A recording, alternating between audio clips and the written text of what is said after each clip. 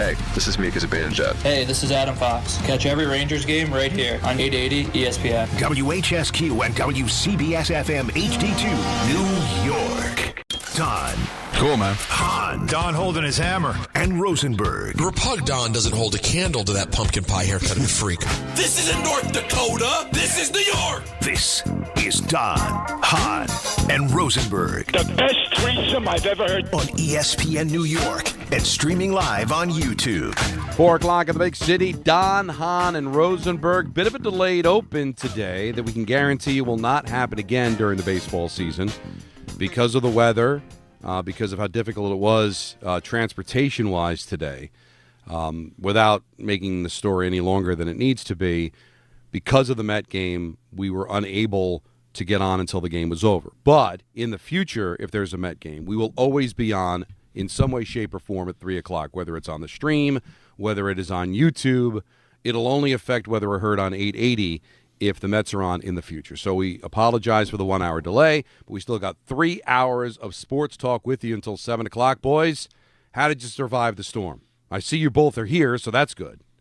Starts there, right? Just being present. Right. I had quite an excursion last night getting home, middle of the night in the early morning hours through the blizzard. But I just want to shout out the Long Island Railroad, the conductors, that they were closing Penn Station. They were shutting down the trains, and I believe they're still not operating. And there was only a couple of trains left to come out, and they made sure to get everybody home. And they were just as adamant to get home, too, because a lot of them also wanted to get to their houses. So I just wanted to shout them out because that was not easy to go through last night in the middle of the blizzard, getting those last trains out to Long Island. So I appreciate – we always complain about sometimes the MTA LIRR, but I wanted to shout them out for the effort they made last night. Yeah, no, the amount of people that make this world still function when it's this insane, thank you. God bless. Because if it was left to me, a blizzard like this would end the city as we know it. It would just be the end. Donnie, how about you? All right, so let's measure up, boys. Donnie, how many inches? Sorry? Come on. I would guess, I didn't bring out the rulers like you guys did, but I could tell, I would say got probably around 14 or 15 is what I would guess that I shoveled and plowed earlier this morning. I don't know. I know I saw my car this morning. Okay. And it was so much more than last time. Yes. I my guess is the city's got to be around 18. It was a ton on top of my car. Yeah, but I have saw no 19 idea what at Central Park. I think 19, that's what okay, I saw. that's probably it. I think everybody got over a foot. I don't think anybody dodged anything less than that. Yeah. And maybe because we just went through it a little over 3 weeks ago, or maybe at least the weather's going to be a little warmer. Hopefully this won't be as much of a problem as last time was. But, you know, I live on a cul-de-sac, and we're all very close, our neighbors, so we're all helping each other out, getting through. So it was nice. Last snowstorm, I was in Western Canada. I wasn't home, which really stunk. But just to be here. And the frustrating thing was, like, Saturday and Sunday, they were, like, nice days. Yeah. And I'm, like, thinking, it didn't feel like something catastrophic was about to happen. Right. Where it's, like, warm and the snow's starting to melt, and I was finally able to take down the Christmas decorations off the house, and this felt like, all right, now we're getting towards the end of February and start getting into spring, and just knowing that over a foot of snow was coming, and they got it right, man. It hit, you know, probably by me, it really started cooking around like 3, 4 o'clock in the afternoon, and it did not stop until about 10 o'clock this morning for me. Yeah. We got so on the island, some of the stuff I saw was like ice slip by the airport. We're talking about 29 inches, which is insane.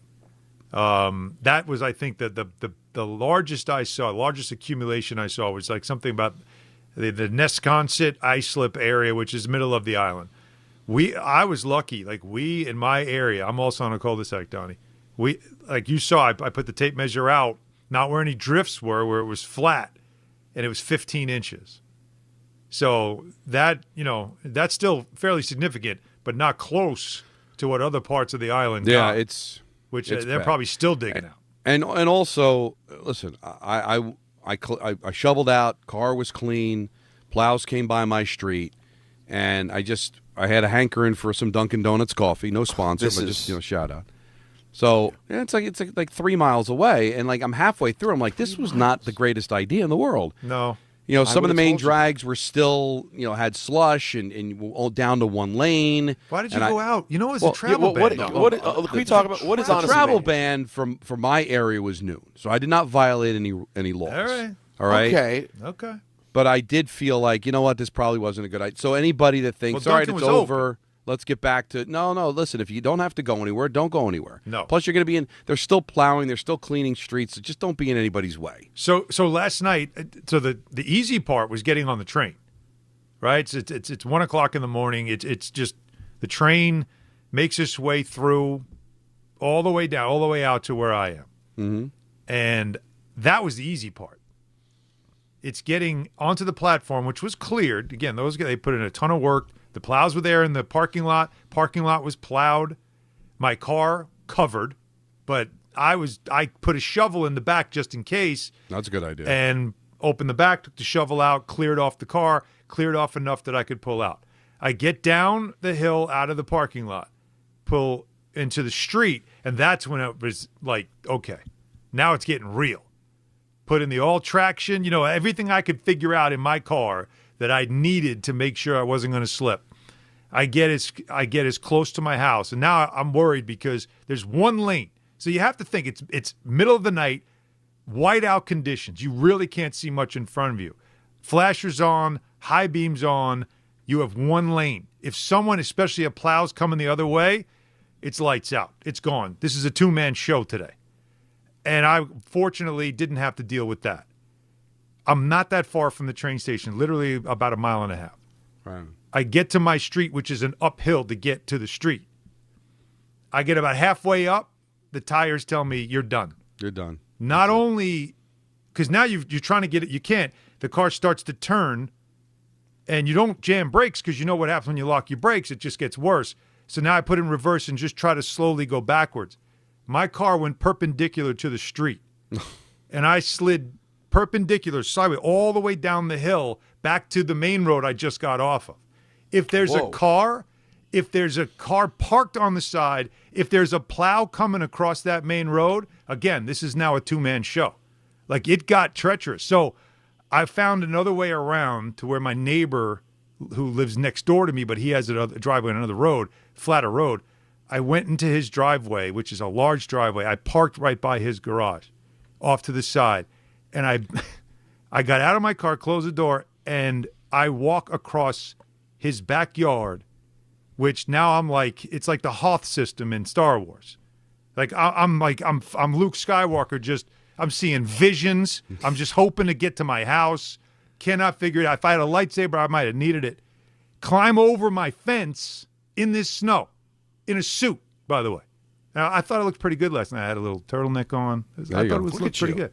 So I'm it was for a short little walk. It felt like it was like a mile, and I was fighting against every element possible just to get to my front steps. It was scary last night. No, that's why you got to try to stay close. And yes, I did go for coffee, Peter. Yes, I did, because I wanted some coffee. We need an endorsement from this, though. Yeah. If Don literally was willing to risk it all for Dunkin' Donuts, Alan, that has to be an endorsement. And his name, it can either be Dunkin' Donuts, and it's nothing changes, or it's Dunkin' Donuts. But no matter what, the man had a hankering for some Dunkin'. That's it. And he risked it all. Now, it wasn't that bad, but I had a hankering to get home. I risked it all, but we don't want to. Because you want to get home. We don't want to get a sponsor. Well, there's no endorsement there. We're not going to name names, but the people that don't care about their families, they took advantage and stayed in the city and partied up and everything. Well, Alan, because he loves his family, almost died. Yeah. It's like golf. I mean, I'm sure the people. Just a quick way. I'm sure the people that took advantage of the hotel also love golf. No.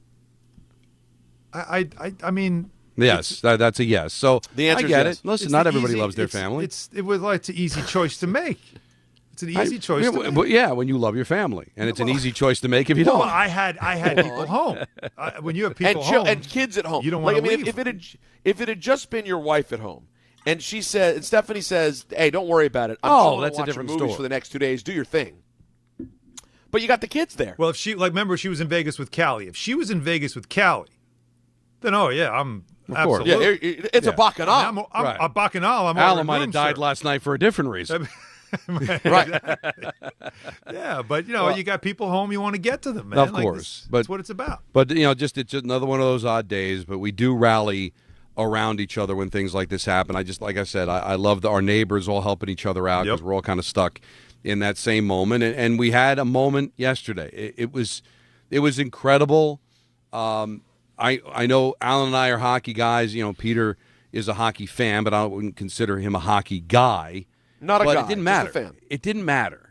It just there's something about that kind of best on best Canada, U.S., and the symmetry of 46 years to the day when they beat the Russians and then eventually won their last gold medal almost 50 years ago, and just having that kind of quality on the ice. And I was just so happy that Jack Hughes went from possibly being the GOAT, right, where he takes the high sticking penalty that the U.S. can't take advantage of, then commits a high sticking penalty to give Canada and all that firepower a power play of, 1 minute and 10 seconds towards the end of regulation to win the game, and then to be the guy that scores the golden goal. And the connection that I have with him calling Devil games, and I've gotten to know the family, and he's a great kid. I sent out the pictures when the twins' birthday, went to a Devil game, and he was injured at the time, and he suggested we take the picture. And then the station, Peter, sent the picture when he came after he was drafted, when he looked like he was just 12 years old. And then Alan sent in the picture when you and Bill Pito took a picture with him when he was first drafted. He did an interview on MSG. I feel like we have such a connection, this show does, with him. So I was just so happy for him, but just so happy to watch a great game and see it end the way that it did, and the way it was handled with the Johnny Gaudreau stuff. Yeah. Yesterday at around 11 o'clock was just a real special sports moment that I hope everybody really appreciated. Isolated in sports, right? Like that to me what I wanted to enjoy was the fact that you're talking about, first of all, two high-level, elite, talented teams to go all the way to the fourth line. I mean, the scratches were star players, right? Were great players. So the fact that you had that kind of a best versus best, winner-take-all moment that you knew mattered deeply for both teams, how often do you get something like that? And that's what we got, and we were treated to a 1-1, late third period. Like, there was just something that you just knew this thing was going to be epic, and you just wanted it to end the right way. And I know, there's narratives about everything else around the game, and including in the game, which is the 3-on-3, which some people argue about, which is fine. But I just wanted to enjoy, like you just said, Don, like that game ended, and whether it was for a minute, 5 minutes, or a half hour, there was just this special feeling of, man, I just witnessed something awesome. And we don't often get to say that. So I really enjoyed the spectacle of it, and the fact that it was something, again, a sport that I absolutely love, hockey. I don't know any other sport that delivers something like that in the Olympics the way hockey does. No, it's and crazy did because yesterday. Baseball's never really been an Olympic sport. They've had moments where they've been in the Olympics, but not to any kind of level Not like the pros. the other sports. Basketball, we own it. They don't win it every year, but now that once we've gone to the pros, we can't really be touched. Never lose. Yeah. And for just some reason, the fourth sport, hockey, is the one that really delivers. It brings it.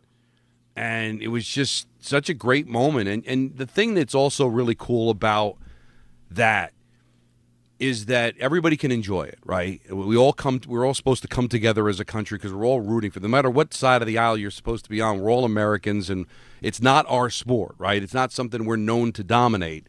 So for us to be able to rise through that and win the whole thing makes it special. But in a world where this guy wants to be on a super team, and this guy wants to parlay it into a big-time contract, and this one doesn't want to be on the team because he's not playing enough. Like, it becomes such a business. All sports, even hockey, it becomes a business, and you become selfish. That you can have an event where there is genuine pride and genuine enjoyment. That had nothing to do with money.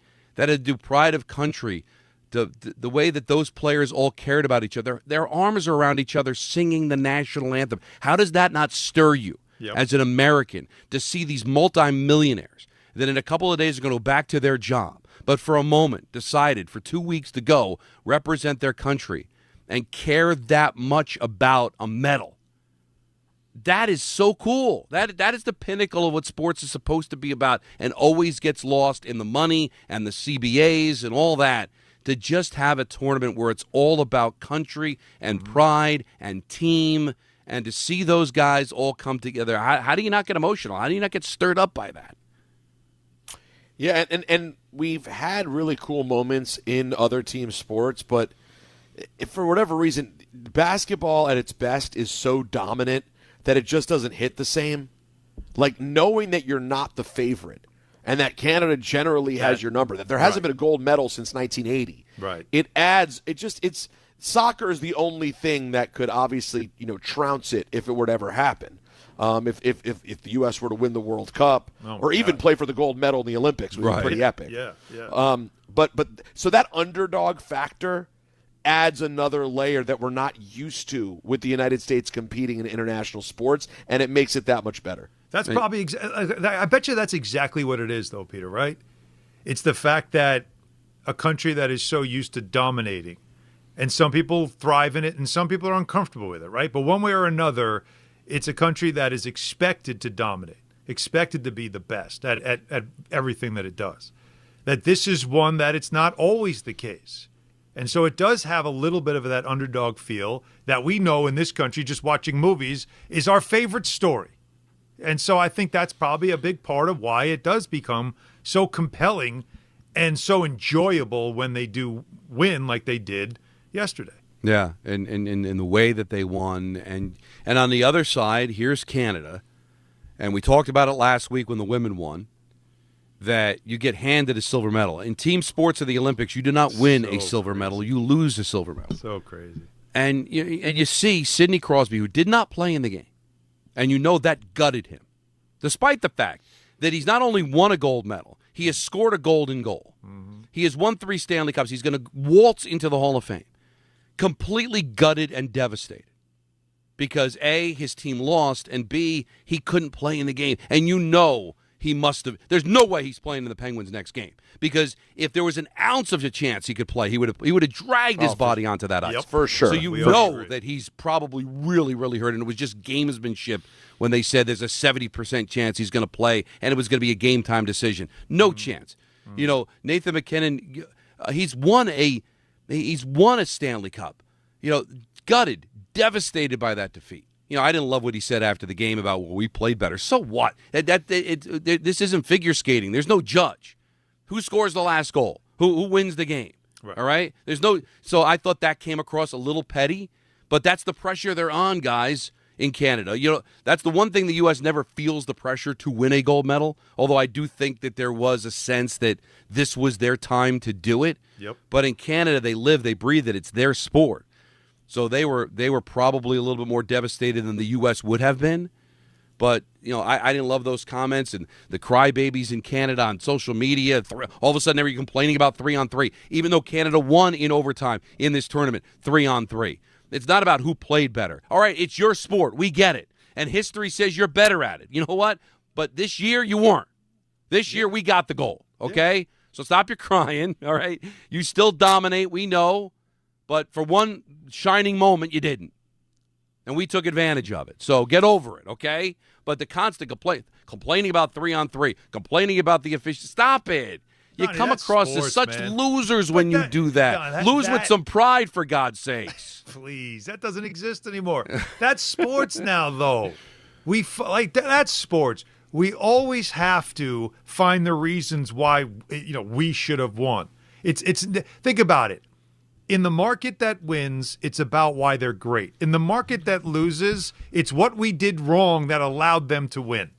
It's never like, Hey. man, U.S. just play like their goaltending was great, and this you never. It's always about what we did wrong that cost us. So it doesn't matter whether it's pro sports or the Olympics. That's what you're always going to get. But that's why we don't have judges. Otherwise, you know what? The Patriots would have won that Super Bowl against the Giants. The Patriots were better, right?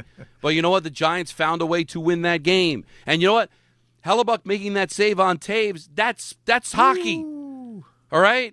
That's why you don't judge it, because that save was unbelievable. And I love the fact, I don't even if you guys realize this or even looked at it, he got the secondary assist on the game-winning goal.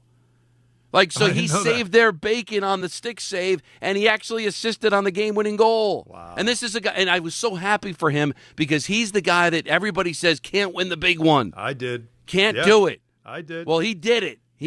And he didn't do it because they trapped him or a post was hit. Matter of fact, the U.S. hit a post. They could have easily won that game earlier. Two, right? Was it at both corners? I couldn't tell if it was both corners or did it go off a body and then went off the post. I'd have to take a look at the overhead again. Crazy game, man. But just an amazing save and the Bodie goal, man. That was.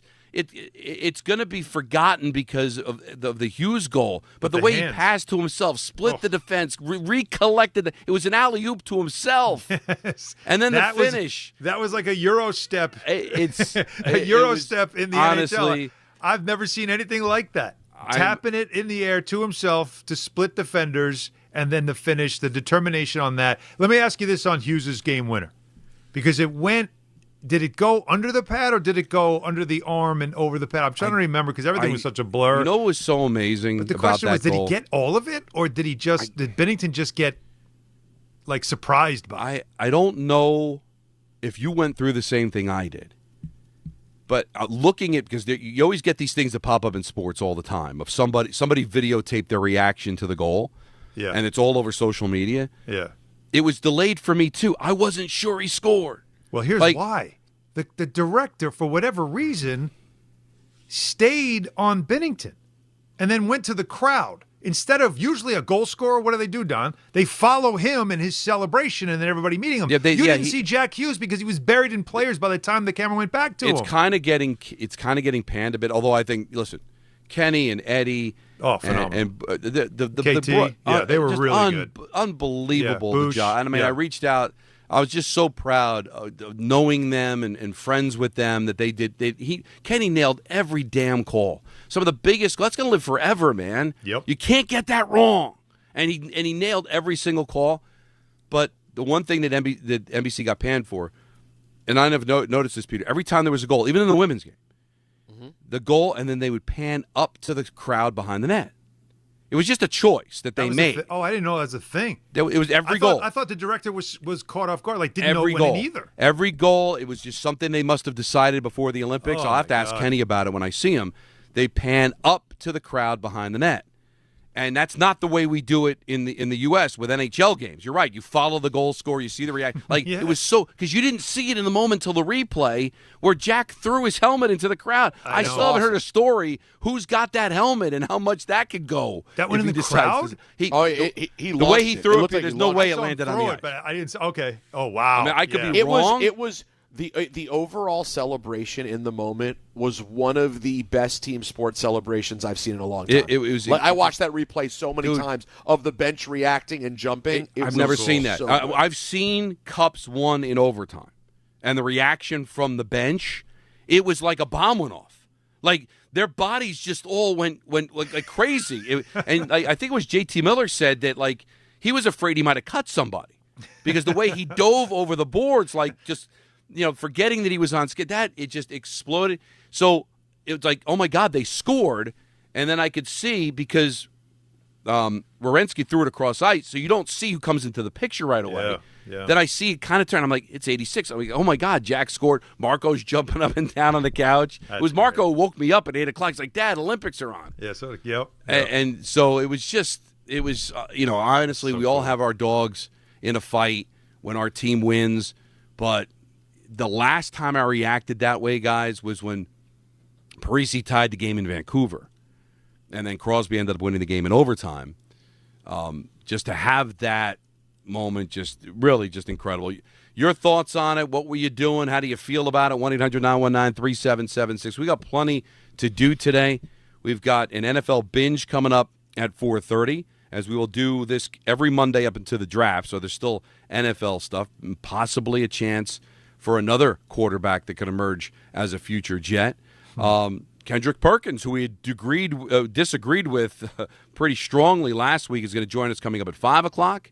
We've got ENN at 6. We're taking up until 7 o'clock. Just getting started here on a snowy Monday after the blizzard 2026. Don, Hahn, and Rosenberg on ESPN New York.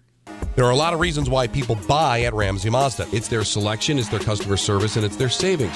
Lease a new 2026 Mazda CX-30 2.5S Select Sport all-wheel drive for $209 for 33 months. Start shopping now at RamseyMazda.com. Choose wisely. Choose Ramsey Mazda. Call 833-853-2970 for details. VIN TM105852. MSRP $29,530. Zero security deposit ends 3/2/26. If you've been injured in an accident that wasn't your fault, then you need a lawyer who knows New York's unique personal injury and workers' compensation laws. At the Parisman Firm, they have decades of experience handling all types of accident cases and a proven track record of delivering huge results. Their team has already recovered nearly $1 billion for injured New Yorkers. From construction to car accidents and slips and falls, they've got you covered. Call the Parisman Firm now at 718-WORKERS, where your case is their cause. Get the justice you deserve today. Hey, it's Alan Hahn. Rings End is your locally owned Benjamin Moore retailer.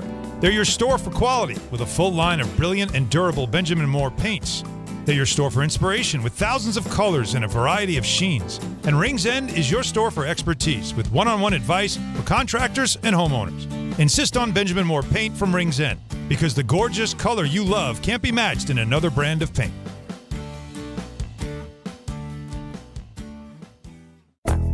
Think premium meat has to come with a premium price? Not at Wild Fork Foods. Right now, Brazilian beef tenderloin is only $10 a pound, and Atlantic salmon portions are just $9.98 a pound.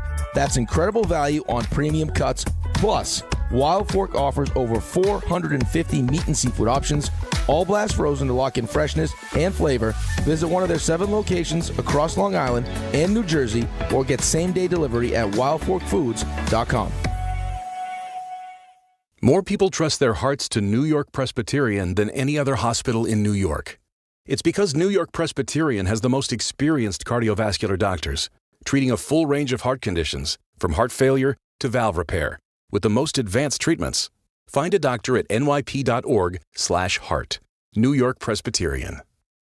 New York Presbyterian Hospital, based on U.S. News & World Report 2025 to 2026 cardiology, heart, and vascular surgery rankings. Cashback is not available on gas in New Jersey and Wisconsin. Hey, good morning. You're heading to the airport, right? Yep, thanks for checking. I like the car. How long have you been a rideshare driver? About 3 years now. I really enjoy it. Isn't it hard to make money these days with the price of gas being so high? Not for me. I use Upside, the free app that gives you cash back for every gallon of gas you buy. Wait a minute. Are you saying you actually get real money back when you get gas with the Upside app? Yep, I get real cash back every time I get gas. Does that actually add up to anything? I'll make around $200 to $300. Wow, that's serious extra cash. I'm downloading the Upside app now. Download the free Upside app now to earn real cash back every time you buy gas. Use promo code VAN for an extra 25 cents a gallon bonus on your first tank. You can cash out anytime right to your bank account, PayPal, or a gift card for Amazon and other brands. Just download the free Upside app and use promo code VAN for a 25 cents a gallon bonus on your first tank. That's code VAN.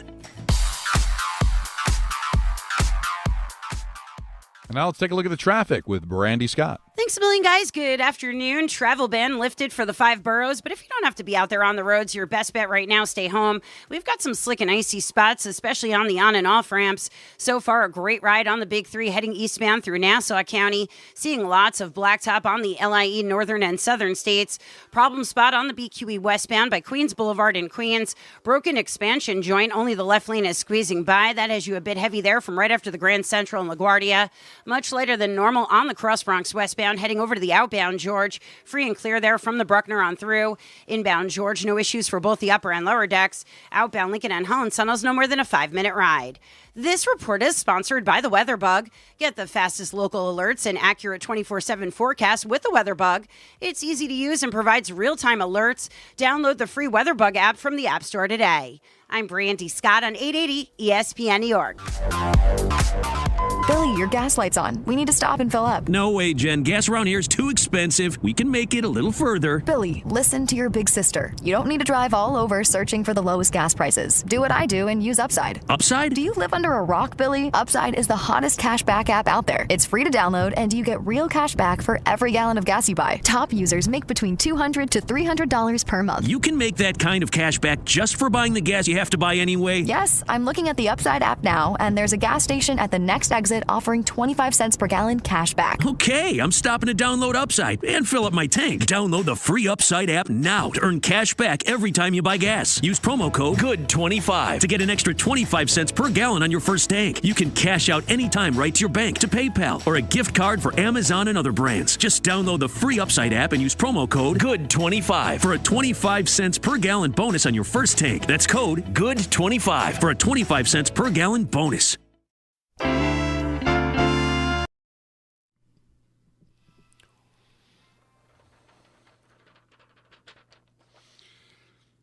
Game Time is brought to you by Tullamore Dew Irish Whiskey, because when it's game time, fellas, it's Tully time. No locals in action, but we do have a college basketball doubleheader on ESPN. It kicks off with UNC and Louisville at 7, followed by Houston at Kansas. Tullamore Dew, the original triple distilled, triple blended, and triple cast matured Irish whiskey. Be sure to grab a Tullamore Dew or try the new Tullamore Dew Honey during today's action. Glasses up to enjoying Tullamore Dew responsibly. I had mentioned the NFL Binge at 4:30. Makes no sense. I was thinking when I started the show that it was 3 o'clock. It's actually 4 because of the delay. Yeah. So no sense going from all the hockey open to jumping into the NFL Binge. So we'll do the NFL Binge at 5:30 after Kendrick Perkins. That to me makes the most sense. So we'll get your calls. I mentioned during our meeting that if there was a day that I was going to quit social media, it would have been last night and today. Mm-hmm. Just all the stupid things that get tweeted and how political that game began, and both sides trying to like tug at to make it their own. It just and people hating 3-on-3 and all that. But another reason why I want to quit is because I saw the Nathan MacKinnon quote. And about that he came across like as a sore loser. Right. But out of context. It was out of context, so I think it makes sense to give you the full quote. He says, "It's been close for a while, They're an amazing, skilled group of players. I just felt like it wasn't going to be. You guys can be the judge of who the better team was tonight, but they won, we lost." So the complete opposite. So somebody cherry-picked that one sentence that meant the complete opposite of everything he meant to say. I'm done with social media. I might sign off tonight. Well, you know what? The only way I won't is if I can't think of a nice goodbye. I think there should be like a social media suicide note. You know what I mean? Like something to send out to everybody to say, this is my I'm out. I'm done. It's over. Because I hate social media. Despise it. I'd spit in its face if it was a person, then punch him dead in the forehead. Yep. You're all, it's scum. And I don't want to be a part of it. It's going to die soon anyway. Peter knows better than anybody because he's on top of it. At some point, it's going to implode. So get out before it happens. At some point, we're going to look back and go, there was a thing called Twitter? Really? Yeah, morons got together and spoke to each other like monkeys, picking bugs off their back. Really? They did that? Yeah, and it was around for a while. Really? Don, that was see, the problem is I was with you. I thought you were right. I thought we were going to get to the time when it would be gone. And I kept thinking that about social media. Now, I am hearing that there may be some drop-off in social media. Okay. But it seems that we're still I don't know if it's ever. I'll tell you what. I'm going to put it out there right now. I'm willing to do it if all three of us are willing to do it. Thelma and Louise and whoever their third friend was, I don't remember. Right. We just go right off the Jar cliff. Binks that they took out of the movie. Right now. Right now. Right now, we hit delete on X. I'd love Right now, all three of us. You know what? I'm ready. I'm ready to do it. Because I'm with you, Don. So you want to just do it I couldn't even enjoy. I just want to have fun with it. This is supposed to be fun. It just ruins This sucks. everything. They ruin. Social I don't care media about your ruins opinion. everything. I don't care. I had fun watching this game. The fact that you want to find a reason to make it about you, nobody cares about you. Somebody won a gold medal. That's fun. But why don't you just for the sake of argument, can't you just not go on when you don't want to see what, you know what I mean? But I want to see, like Don said, I want to see replays. I want to see what players were saying. You want to watch plays over again. Like it's the analysis. What I don't want is the for you. I hate when they catch me. They catch you with the for you. They do. Oh my they God, know. no. It's so maddening. I don't want this. The suggested stuff they say. I don't want that. It's maddening. Why does everything have to be hijacked? Oh, you just can't have because and again, I shouldn't even go there, but I will. It's just that there's never anything that's going to bring us together ever. Nothing. No, because nobody allows. Because nobody's going to allow. It all has to be Attack from Mars. Attack from Mars could because there'll be somebody that'll come with some angle about Listen, it might be me. I don't know. What's Mars talking about? These poor Martians. Their planet's not really working out. Why can't we let them have some What time have we done for them? That's a great point. And it's my fault. I should just ignore it. There should be a place where I could use social media, cherry pick the things that I need and want, and ignore all the other stuff. But sometimes I'll stumble across something and it'll just anger me. Yep. And again, I'm not coming from either. I'm not. I got to play it down the middle. I'm just telling you, both sides embarrassed themselves yesterday. They both did. Both sides embarrassed. All trying. Boy, Jack Hughes getting pulled. Come with us. No, come with us. He meant this. No, he meant that. Oh, no, he's this. No, he's that. You don't know him. You know what? I barely know the guy, but I know him better than you, and I don't know anything.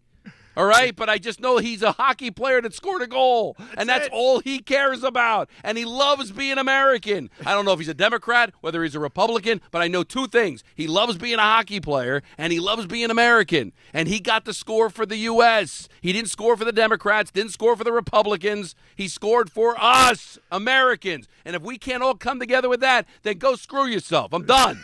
All right? Honestly. And the fact that he was talking about how much he loves his country is just basically because he literally just loves in that moment. He he's loves like, it. I'm You know so why he lucky loves it? Because to he's be a in the place 24-year-old that good-looking kid. He's got top of the world, Ma. That's a good point. All right. How would you? By the way, how would you expect? Look He's at like, Jack I'm Hughes. in a great place right now. Yeah, I look love at where Jack I am. Hughes. You want to see someone who has every reason to love America? Yeah. It is the Jack Hughes run for 24 years has been outstanding. Right, and I'm telling you, because when I was 24 years old, and if I could play hockey, I'm dating Tate McRae, I don't, tariffs and all. I have no. What are you talking about? I don't care. Are you confirming Canadian? I'm She's skating. Canadian, I'm so shooting. now she's got to make a choice. Did he just confirm that relationship? He's with Tate McRae? They've been seen. I know they've been seen together. Yeah. All right. I'm sure. You know what? They just go to different restaurants. I'm sure it's all very innocent. Whatever. It doesn't matter because it's America. He can do whatever he wants. All right, and have a good time. So I don't think he was making any kind of a statement. No. He just but everything that he said, it was so spot on. Everything he said after about how they love each other, how he loves being an American, all the thing he said, it was so pitch perfect. And then everybody said, "Well, I think he meant this, or I think he meant that." You know, Jack. Now, I'm not talking about Jack Hughes. You know, Jack meaning nothing. I'll tell you one Zero. thing. I'll tell you one thing. Getting that goal. Shore cancels out 5 minutes earlier when we were cursing poor Jack in our group chat for the penalty. For giving away 2 minutes of that penalty. I mean, you couldn't believe how boneheaded both penalties were. I mean, there was a moment there. The U.S. had a 4-minute advantage to basically end regulation, Don. Yes. It's almost unheard of. You got to mind your stick. And I love. I tweeted it out. I walked by him with the kids on their birthday, and I just said, "Jack, hi," and I introduced my son and my daughter to Jack, and he's like, "How about a picture?" And that's boy, great. Did that age well. Yeah, because right. It's like taking a picture when you're 8 years old with Mike Eruzione, right? I mean, it's that level. It's that, and he's such a good guy. And I just hate this.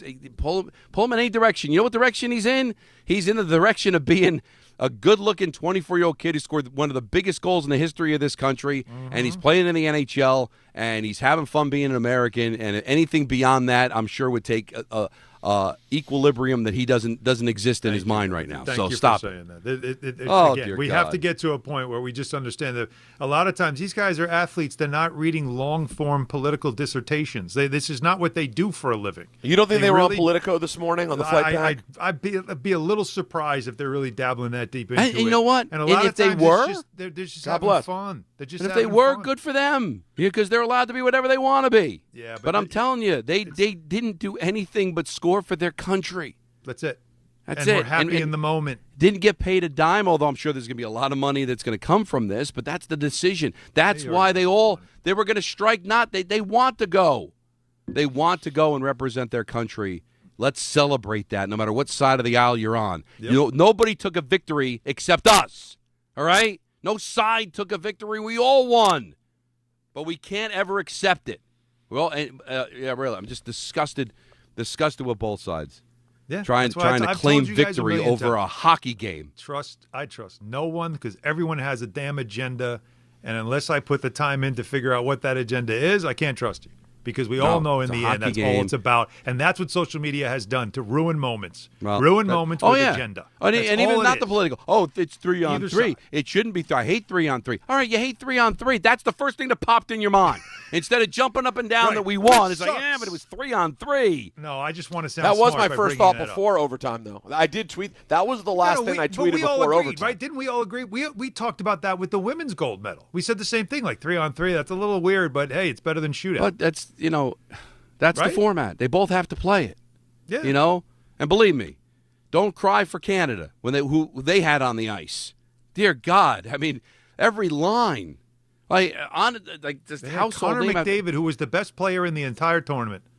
They had Connor McDavid, who's probably the best player in the world. Dear God, he is on the ice with and I understand the Russians weren't there. Some people go, you can't say best on best. The Russians weren't there. All right. You're still talking about the 1% of the NHL is on that ice yesterday. Yes. The 1%, okay?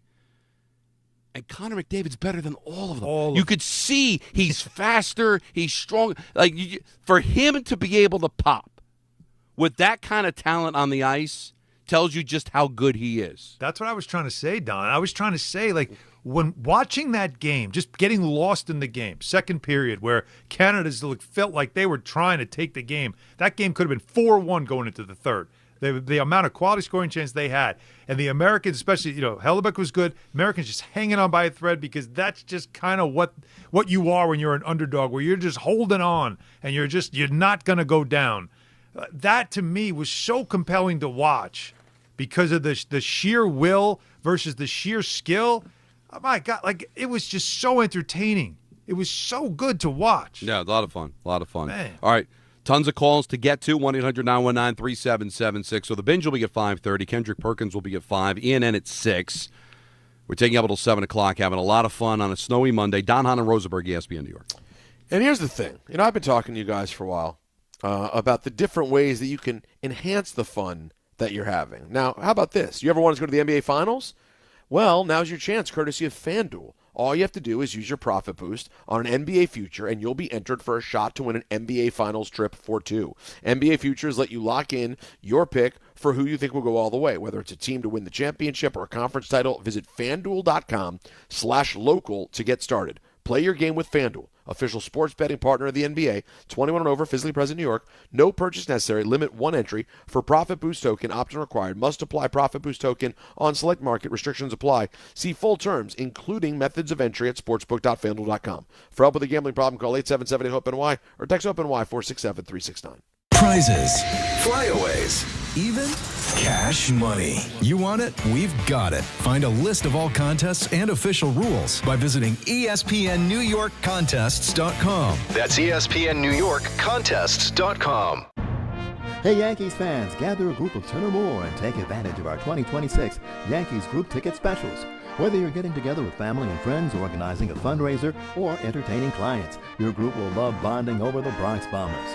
Start planning your 2026 group outings today. Log on to Yankees.com/groups. Call 212-YANKEES or email us at groups@yankees.com. That's 2026 group tickets. Call 212-YANKEES or visit Yankees.com/groups today. Monkey Sports, built by players for players, is your one-stop shop for hockey, baseball, lacrosse, and more. Find top-name equipment and expert in-store services like sharpening, break-ins, and relacing. Shop in-store at Monkey Sports in Farmingdale or Woodbridge or online for all the top brands. Whatever your sports, Monkey Sports gets you game ready fast. Monkey Sports, where athletes shop. I know that hiring can be challenging. You sort through tons of resumes and you get too many so-so applicants. You're just waiting for someone to match your role perfectly. Well, now, there's a place where you can meet them fast. ZipRecruiter.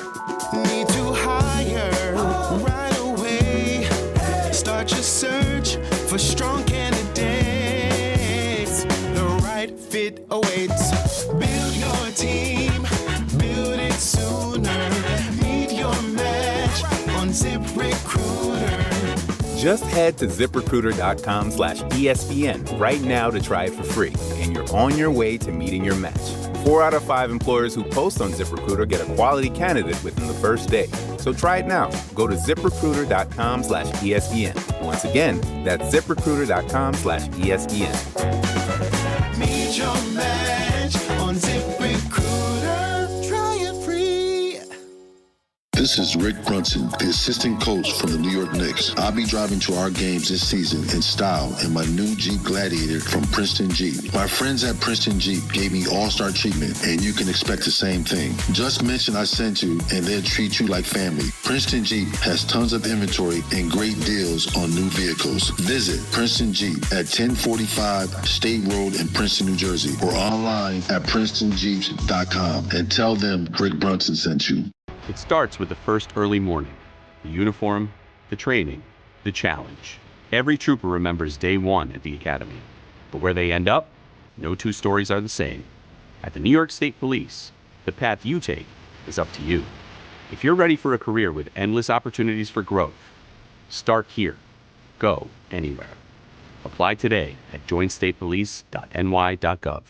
This is an important notice to all U.S. taxpayers. The IRS is giving away billions of dollars in tax savings through a federal program called the Fresh Start Initiative to aid delinquent taxpayers. This initiative was established for anyone facing financial hardship and unable to pay their back taxes. Qualifying and enrolling in this program will stop all collections, settle your delinquent tax problem, and even reduce what you owe by thousands of dollars. Call the hotline at People's Tax Relief to see if you qualify and get this free information by dialing 800-372-2017. If you have unfiled tax returns or cannot afford to pay your personal or business back taxes, you can now get the help you need. One simple phone call can resolve your tax problem and save you thousands of dollars. To see if you qualify and to get this important free information, call 800-372-2017. 800-372-2017. 800-372-2017. Don Hahn and Rosenberg is live from the Big East Tournament presented by Schweppes, Sun Cruiser Vodka Iced Tea, and Samuel Adams. Join DHR broadcasting live from the Irish Exit inside Moynihan Train Hall for a Big East extravaganza. Big East legends Charles Smith and Walter Berry will join us on site as we break down the action and relive the glory days. All courtesy of Schweppes. Stop by beginning at 3 p.m. Enter to win great prizes and make the Irish Exit your headquarters when the Big East takes center stage. Sun Cruiser Vodka Iced Tea is available at Jack Doyle's and John Sullivan's. Must be 21 or older to purchase. Please drink responsibly.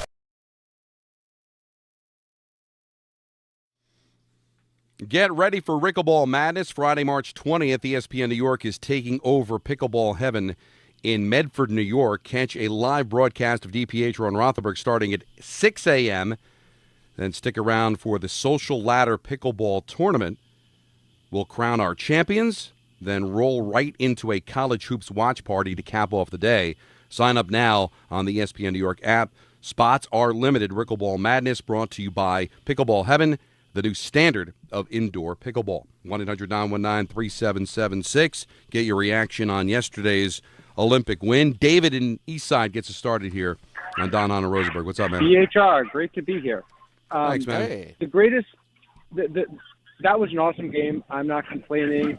As far as Jack Hughes nailed his statement about America, he's so proud to be American. He wasn't being political.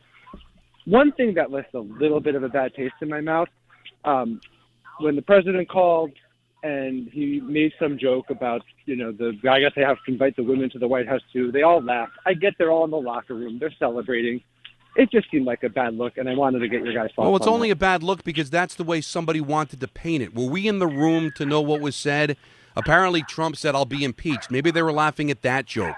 Maybe they were just an awkward conversation. David, thank you for the phone call. Again, people cherry-picking comments, people trying to get a reaction.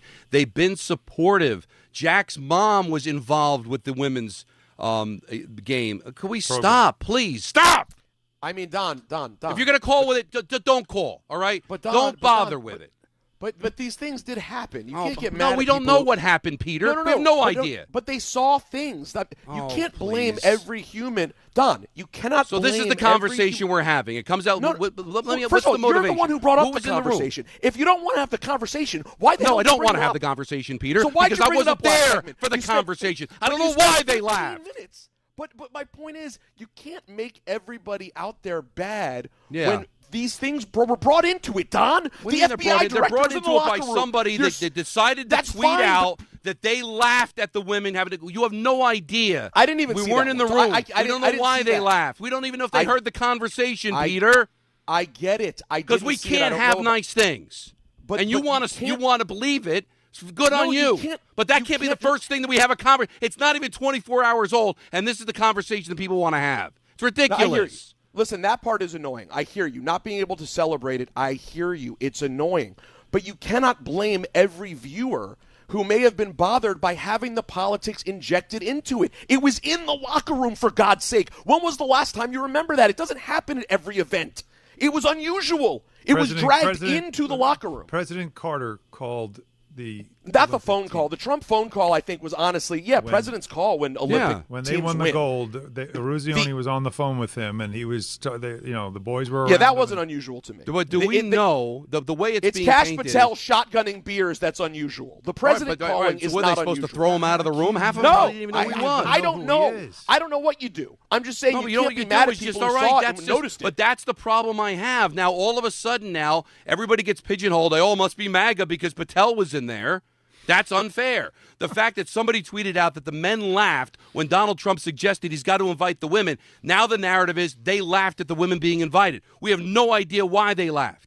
Trump said, I'll be impeached if I don't invite them. Maybe they laughed at that. Maybe it was an awkward laugh. Maybe somebody said Maybe they something didn't even behind hear them. him. He We was on don't know. speakerphone. And how would you know how to react? Because somebody wanted to mold it as the men who've been nothing but supportive, Now that they're were bad there guys. when they won the gold medal. Jack's mom was a part of the team, that they're all going to collectively don't think they want the bad women guys. to be at the White House. Somebody molded it to be that way, so some suckers out there believe it. Maybe they did laugh, Peter, but the fact is I don't nobody's know. in the room to know. But that I has to literally be it didn't see because that's what some people want to make it out to be. They have an agenda that the men are sexist and women shouldn't be in sports because that's what some of the right side thinks. So let's drag it over to the left, or the right trying to drag it over to the right instead of just letting it be, because this is what social media does. Thank you. Keep your fat hands off sports. Just stay out of it. Stop ruining a moment with whatever your agenda is. Either way. Just shut your. You know about the shut up and dribble thing? How about shut up and watch? How about that? But it just felt like that was somebody wanted to make something out of it by that they all laughed. Who was in the room? Who said anything? Who had one awkward conversation about what the women did, other than just everybody appreciating the gold medal that they won? Well, let me just say this. Without having seen it, let me just say this. If you're on the phone with the president, with the entire world watching because you just won this thing, the idea that these guys would know you're on a speakerphone with the president, the idea that you're able to hear everything he's saying and respond perfectly when you're 3 sheets to the wind already, that's a bit much. The only thing I was defending, Don, is I wish that it hadn't gotten injected to anybody in the first place. I wish we didn't have actual administration people in the locker room. It would have made it a little easier to not have the whole thing get political if we didn't have the FBI director shotgunning beers. That is all I'm saying. would have been easier. Now, I'm not blaming anyone. The team is the team. What are they going to do? Say no? I don't know. They can't say but no. It's an if it awkward ever thing. got out that he wanted to get into the room and they forbade him to go into the room, how do you think that would have been perceived? Not great.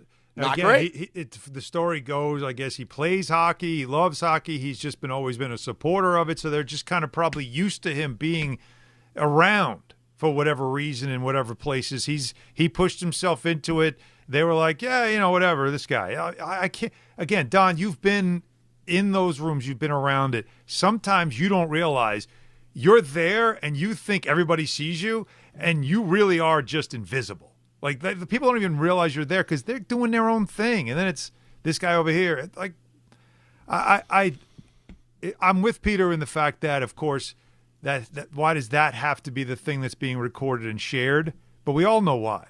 Because someone wanted that out there as well. Look, these are good old boys. Look who they're with. Like, even Don, you're right. Peter, you're right. That's why I'm just sitting there saying, everybody shut up. Everybody.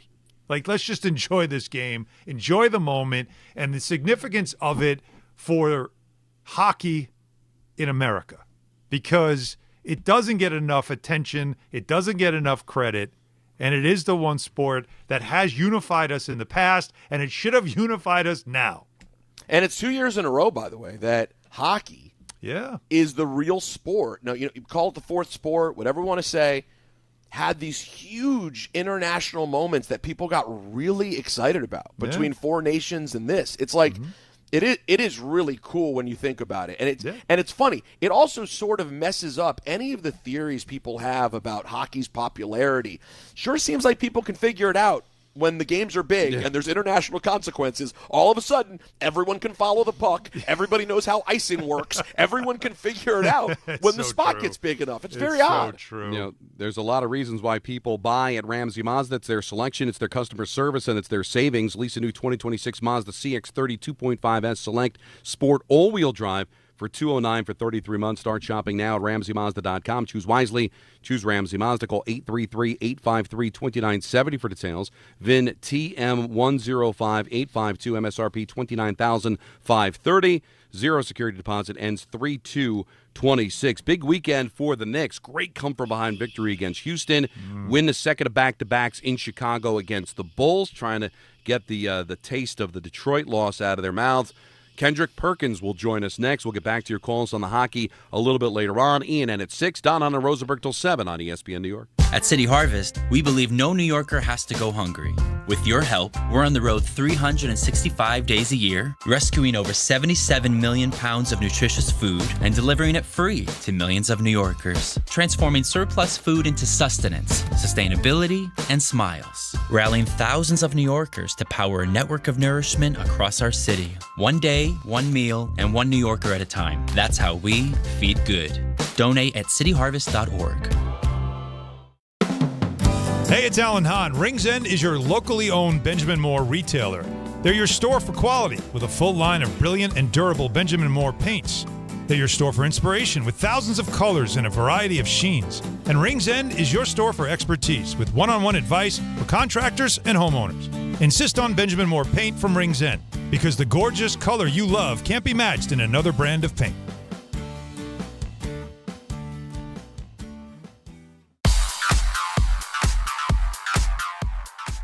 And now let's take a look at the traffic with Brandy Scott. Thanks so much, guys. We're going to start off in Jersey. Weather making it a messy ride on 80 eastbound. First, over by exit 54 in Totowa, crash in the left lane. After that, another hit eastbound right after exit 62 for the Garden State Parkway in Saddlebrook. Not too bad inbound at the George for both the upper and lower decks. All of your purchase the outbound George in great shape, much lighter than normal. Cross Bronx westbound up to speed from the Bruckner on through. Outbound Lincoln and Holland Tunnels, no more than a 5-minute ride. Seeing lots of blacktop on the Staten Island Expressway westbound. You're doing fine heading over to the West Shore, and PATH trains and New Jersey rail service suspended because of the weather. This report is sponsored by the Weather Bug. Get the fastest local alerts and accurate 24/7 forecast with the Weather Bug.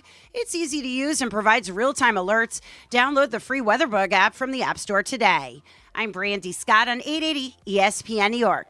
At Uline, they know going the extra mile takes hard work. For companies pushing to go further, Uline will go the distance with you. 24/7, they answer the phone to get you the shipping and industrial supplies you need. Business can move fast. Unexpected large orders, adverse weather, new safety guidelines, and changing economic trends. Uline works hard keeping 41,000 items ready to ship, minimizing detours on your way to the extra mile. Visit uline.com. ESPN New York, now streaming live on YouTube. Subscribe today and watch the show. WHSQ and WCBS-FM HD2, New York. I'm Boomer Esiason. My mom died from cancer. She was only 37 years old. She didn't have life insurance, and that was devastating for my family. That's why having life insurance is so important to me. Ethos makes it fast and easy. Get a quote in seconds, apply in minutes, and get same-day coverage. You can get up to $3 million in coverage with no medical exam. Get your free quote at ethos.com/play. That's ethos.com/play. Paid spokesperson. Time spent on application may vary. Online health questions required. Out on the course, they're the PGA Tour's best players. But in the arena, they're prime time. And Season 2 of TGL presented by SoFi is back with lights, cameras, action. We're talking big moments, big personalities, big names in the stands, all on the big screen. Big-time matchups with shot clocks, hammer drops, timeouts, overtime, and playoffs. It's city versus city, squad versus squad. The sport just hits different under the lights. It's TGL presented by SoFi. Keep up. It's golf. Tune into every match. Only on ESPN. 5 o'clock in the big city. Don, Hahn, and Rosenberg hanging out with you until 7 o'clock. We got ENN coming up at 6 as well. But Kendrick Perkins, nice enough to join us here on a snowy Monday. And I've got to throw out a thank you because you gave us plenty of content last week with your stuff on the Knicks and Brunson. But it's always fun to have you on. Thank you for joining us. Appreciate y'all having me, man. Look, I feel sorry for y'all loss dealing with the snow up there, man. You know what I mean? I wish y'all was down here in Houston. Yeah. Give me the temp right now, Perk. What do we got? It's 62. Yeah. All right. We would take 62. I'll tell you what, I was saying this when I was shoveling out for the second time in about 3 weeks.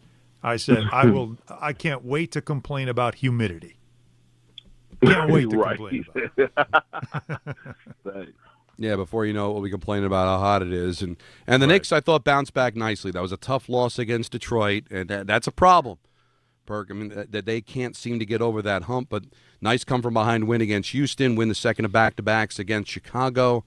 How do you feel about them right now, this gauntlet, 10 games, they're 2-1 coming out of the All-Star break? You know, how do you feel about how they bounce back after Detroit? Well, I still got confidence in the Knicks. It's all about, though, are they going to continue to cook with the same ingredients? They have the recipe. The recipe is if the big fella is happy and Karl-Anthony Towns and he's satisfied, you're going to get the best version of Karl-Anthony Towns. And I always say this, and I'm going to say it again. Jalen Brunson, yes, we all know is special. He's the best player on the team. Karl-Anthony Towns is the most important player on that basketball squad. The Knicks goes as far as he takes them, meaning if he's engaged and he's getting his touches and he's feeling good, he's going to give you everything and more defensively. Now his head is in the right space. And so what we've seen over these last 3 games is him get those touches, he's playing with that passion, and all of a sudden we see him rocking the hard hat and the Timbs after the game because they have crowned him with Defensive Player of the Game. If the Knicks are going to continue with this recipe and they continue to ride Karl-Anthony Towns and involve him and love on him, then the sky's the limit.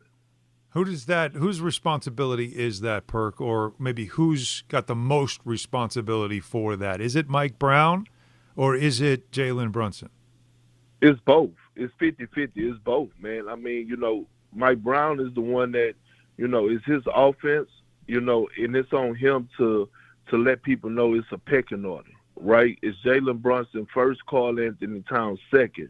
It's not Jalen Brunson first, and then Karl-Anthony Towns, Mikal Bridges, and OG Anunoby all on the same page. It's too many times that I didn't watch the Knicks play, and I didn't watch Mikal Bridges and OG Anunoby be more offensive aggressive or have the ball in their hands more than Karl-Anthony Towns. That should never happen. And then it's also on Jalen Brunson as the point guard to know that, hey, hold on, we didn't win 2-3 possessions and I haven't got the big fella a touch in the position that I feel like he needs the ball to put him in position to be successful. So it's 50-50 because it's one thing for Mike Brown to tell the team, but it's another thing while they're on the floor for Jalen Brunson to have the awareness to say, hold on, we got to get the big fella involved because I know if I have him involved, I know he's going to be the best version of himself, and that's going to help us win. See, Doc Rivers used to trick me all the time. He used to run the first play of the game for Perk. Not Ray, not Paul, not KG. He ran it for me. And he would give me an easy bucket, and it would make me feel good, but that was the only touch I would get. But, damn it, I felt involved. So now he know Perkins is going to go out there and set hard ball screens. I'm going to go out there and rebound. I'm going to defend at a high level. So you got to play those games within the game. How scary is the proposition, Perk, in the East of the Celtics doing what they're doing and Tatum somehow finding a way back this year? Oh, it's very scary.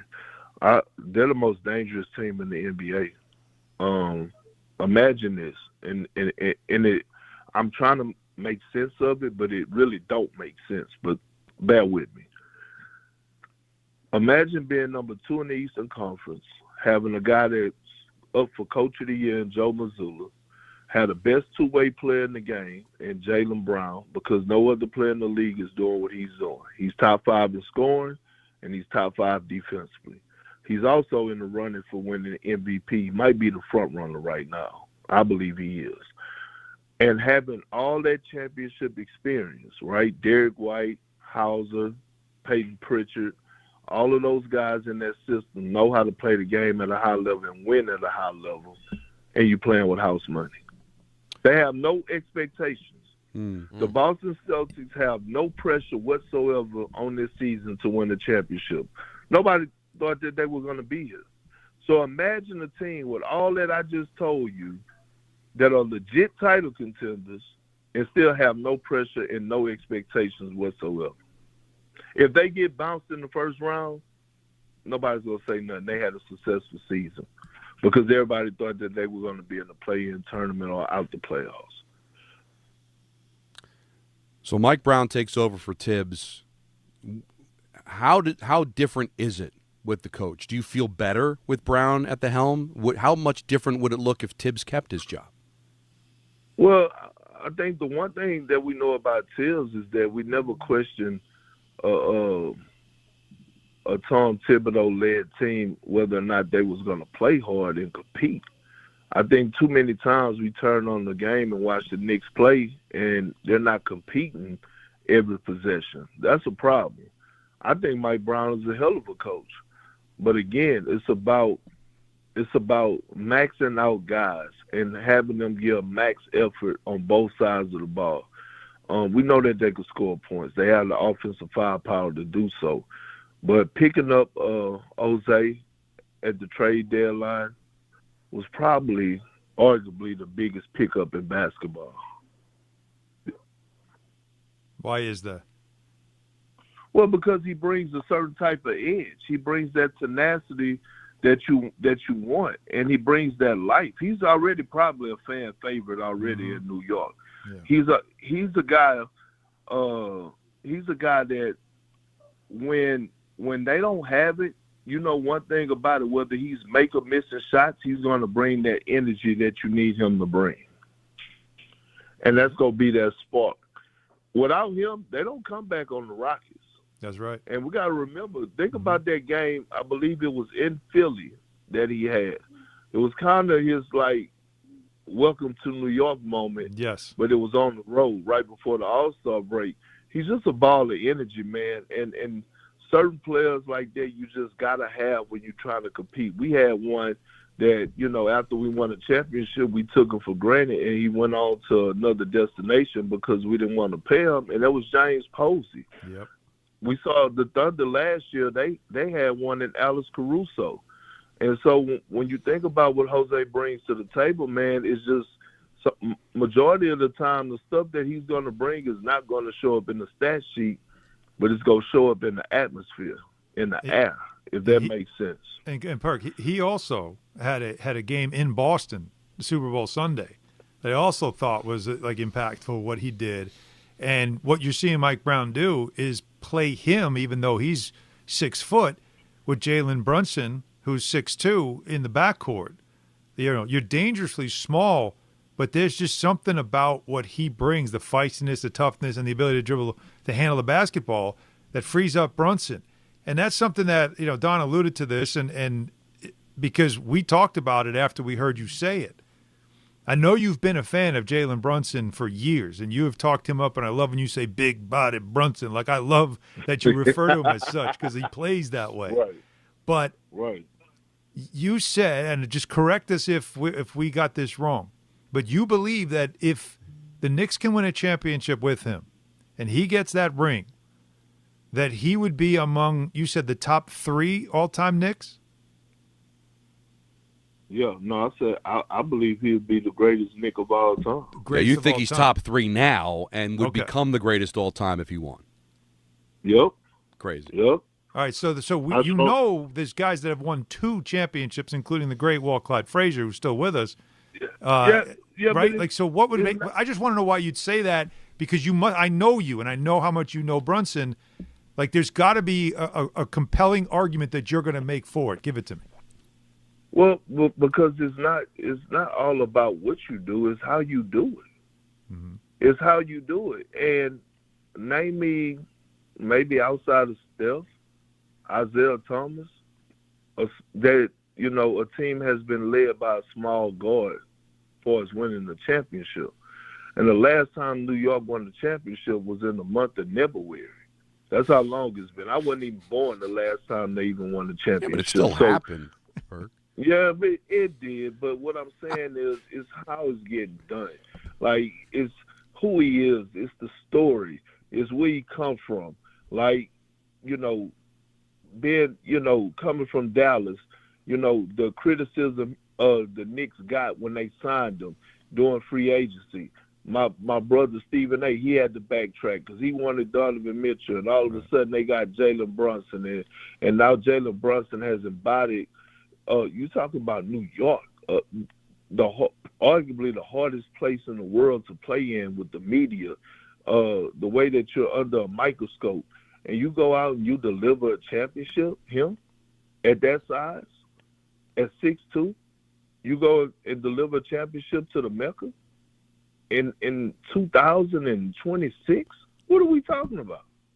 Yeah, so the context of what you're saying is less about like the greatness of a player versus and the accomplishment of a championship, you would say, with the resume and the story. No, the story matters. Yeah, okay. The story matters in everything, right? Like, we could go down the line to, and it's at a smaller scale, but we could look at the story of a Russell Westbrook, right? We look at him as one of the greatest point guards to ever play the game. Yes, he averaged triple doubles, but we wouldn't talk about that if he didn't have an MVP under his belt. He won the MVP, and I believe the Thunder was a 6th seed. And the reason that he won the MVP was because not only did he average a triple-double, because James Harden in that year was averaging 36, and the Rockets was one of the top seeds in the East in the Western Conference, but it's the story. KD left. That everybody thought the Thunder were left for dead, and Russell Westbrook said, hold tight, watch me take over. So sometimes, yes, I get it, and I don't never want to disrespect the greats, but it's the story behind it. Jalen Brunson wasn't a lottery pick. Right. He wasn't supposed to be here. Mm-hmm. We're not supposed to be talking about him the way that we're talking about. His story matters.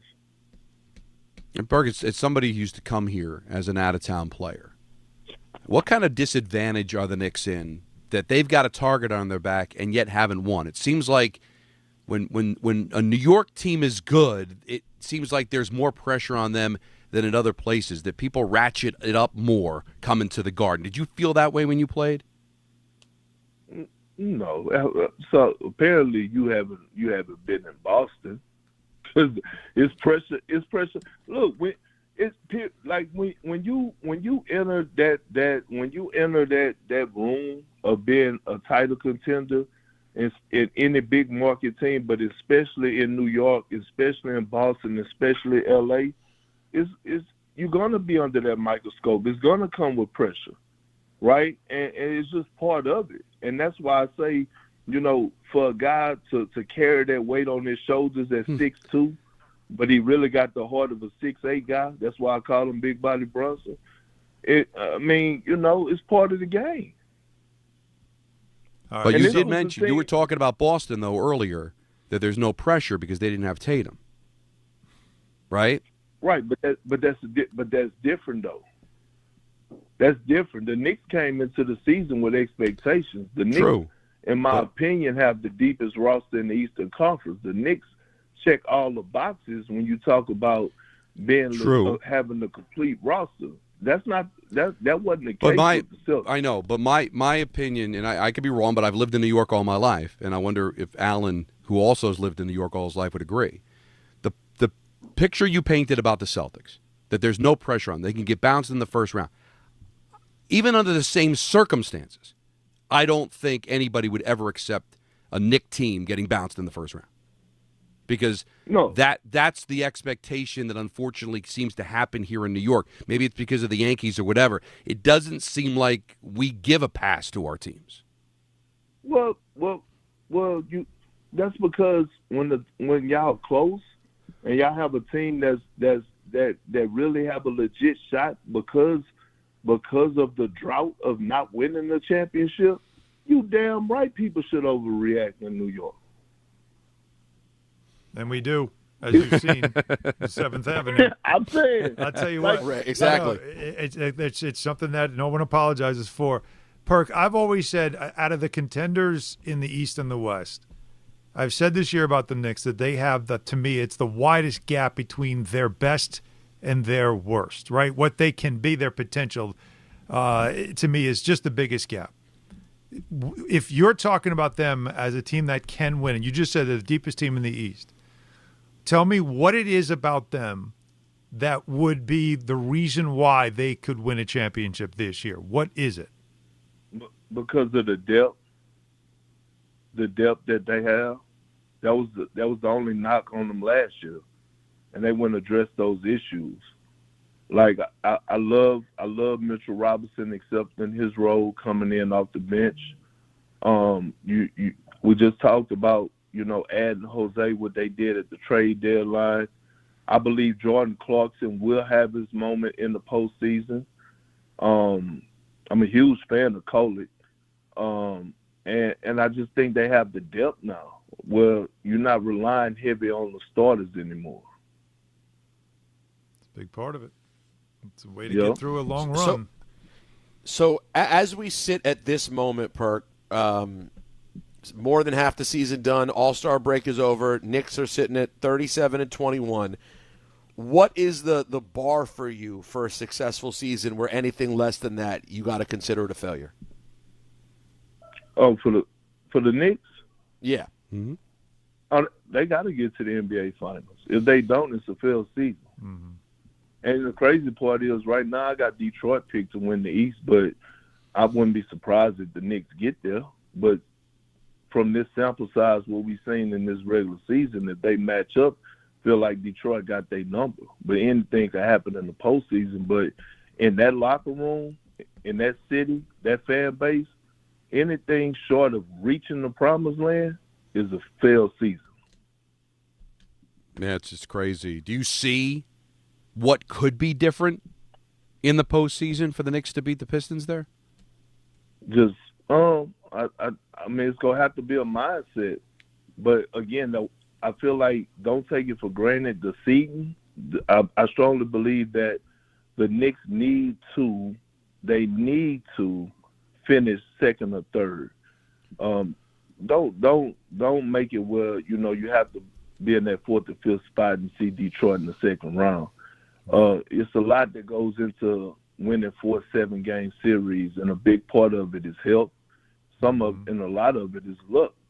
And who knows? Maybe just because Detroit got the Knicks number, that don't mean that somebody else may not have Detroit number. Mm-hmm. That's what you're hoping for, right? And that's why you got to be in the 2-3. Avoid that 4. Stay away from having to see them in the second round. Plus, you know what, too? You know this from experience. The air gets thinner the deeper you go in the playoffs, right? And when you're a younger team that hasn't been there, who knows if a conference finals might be a little bit harder to take a deep breath for a team like that. You never know. You never know. Well, listen, enjoy being in Houston and 62 degrees and all that. We'll ship some of the snow. We can get rid of it. We'll ship it to you. All right. Thank y'all for having me. Appreciate you. All right. It's always good to talk to Kendrick Perkins. He kind of pulled the plug on our argument about Brunson, where he's just like, listen, I wasn't alive, so I can't argue about the Fraziers and but Monroes. I get what I think I get what he was saying, right? The point I think he was making is just consider where he came from to become what he's become for this team in a short period of time. Again, it's 4 years. And so to get to be able to be the main player on a championship team. Now, again, he's right. Brunson's not winning a championship if Karl-Anthony Towns isn't playing at a high level and he's not getting contributions from the supporting cast that they've built with a team that he believes is the deepest in the East. So it's not like he'd be the singular reason they win. But we all recognize him as the best player, right? So I do think, though, that he sees it as that, and how in a new generation, 50-something years later, there'll sort of be this acknowledgement of what he did now compared to, what happened all those years ago. Some people would, like we brought up the Messier comp. Right. The last time the Rangers won the Cup before him was in 1940. Most people couldn't name one player off that team in 1940. No.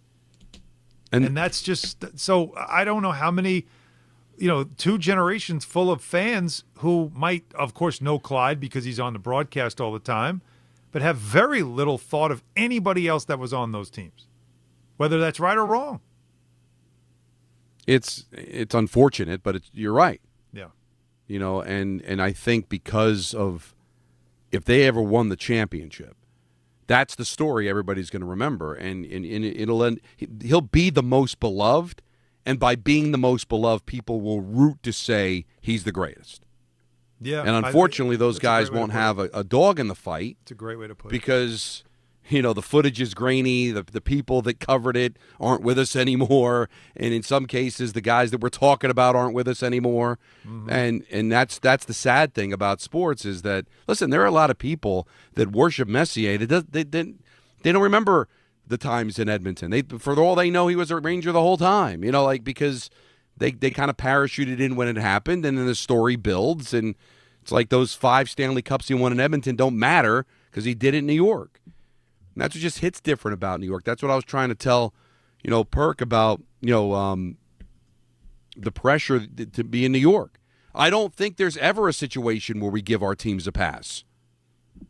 Like, if the Knicks ever lost Brunson and, there's no pressure, but once you start to play well down the stretch, I don't know if anybody accepts getting bounced in the first round. The way he was describing the lack of pressure with the Celtics. I just think that you wear a target on your back as if you're a champion. Because I think there are people around the NBA that are sick and tired of New York getting talked about all the time. Yeah, of course. They feel like they're only talked about because they're in New York. Yeah. And it's it's crazy. It's unfair. But he's a good spot, man. Oh yeah. I like Perk. He's come along. He's gotten really good, man.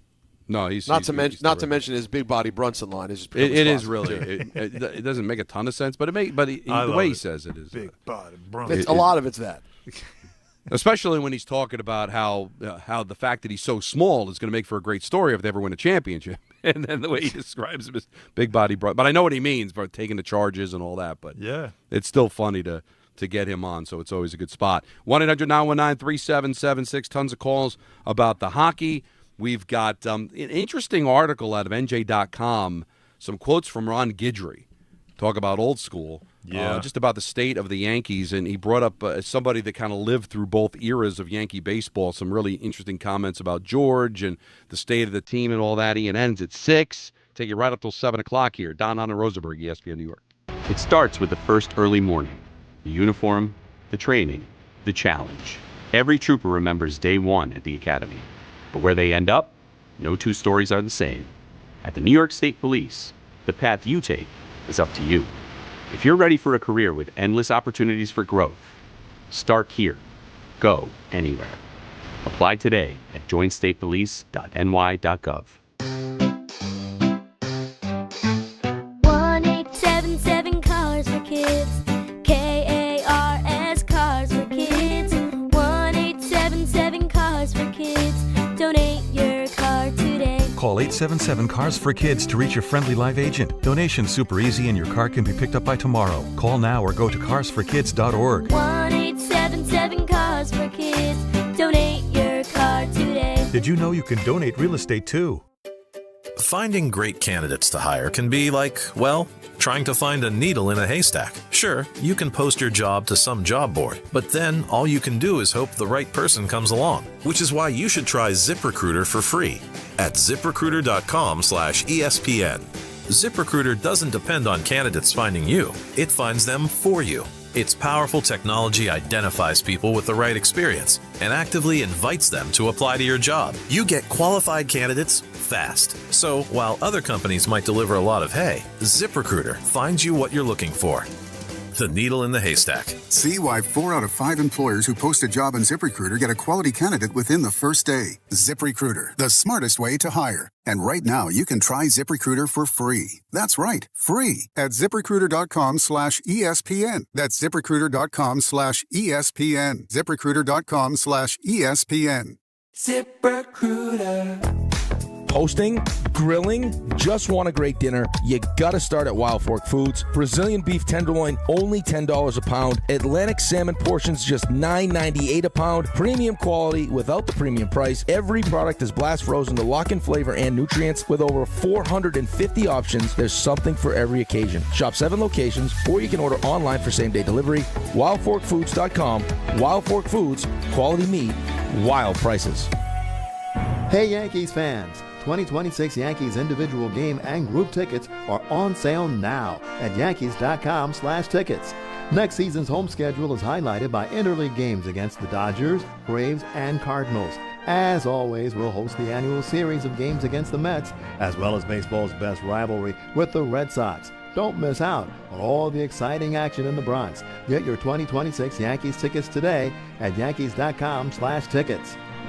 This is Rick Brunson, the assistant coach from the New York Knicks. I'll be driving to our games this season in style in my new Jeep Gladiator from Princeton Jeep. My friends at Princeton Jeep gave me all-star treatment, and you can expect the same thing. Just mention I sent you, and they'll treat you like family. Princeton Jeep has tons of inventory and great deals on new vehicles. Visit Princeton Jeep at 1045 State Road in Princeton, New Jersey, or online at PrincetonJeeps.com and tell them Rick Brunson sent you.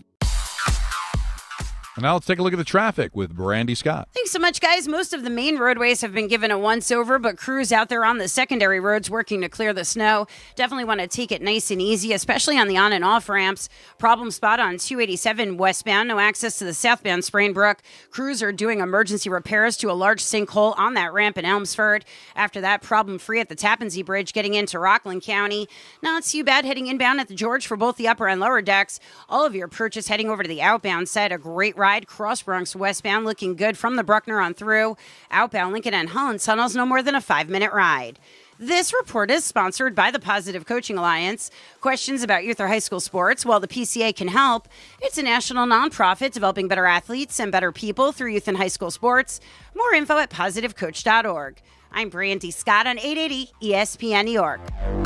Out on the course, they're the PGA Tour's best players. But in the arena, they're prime time. And Season 2 of TGL presented by SoFi is back with lights, cameras, action. We're talking big moments, big personalities, big names in the stands, all on the big screen. Big-time matchups with shot clocks, hammer drops, timeouts, overtime, and playoffs. It's city versus city, squad versus squad. The sport just hits different under the lights. It's TGL presented by SoFi. Keep up. It's golf. Tune into every match. Only on ESPN.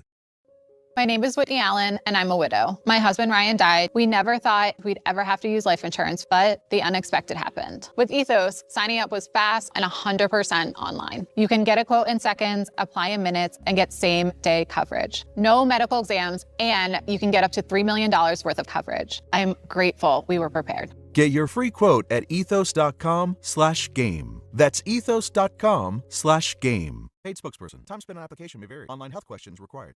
This is We're going to rub football all over ourselves today. I did consume a lot of football back in the day, pre-kids, in my underwear. the NFL Binge. You watching every game, baby? Are you watching? Oh, ladies and gentlemen, we're binging it up, baby.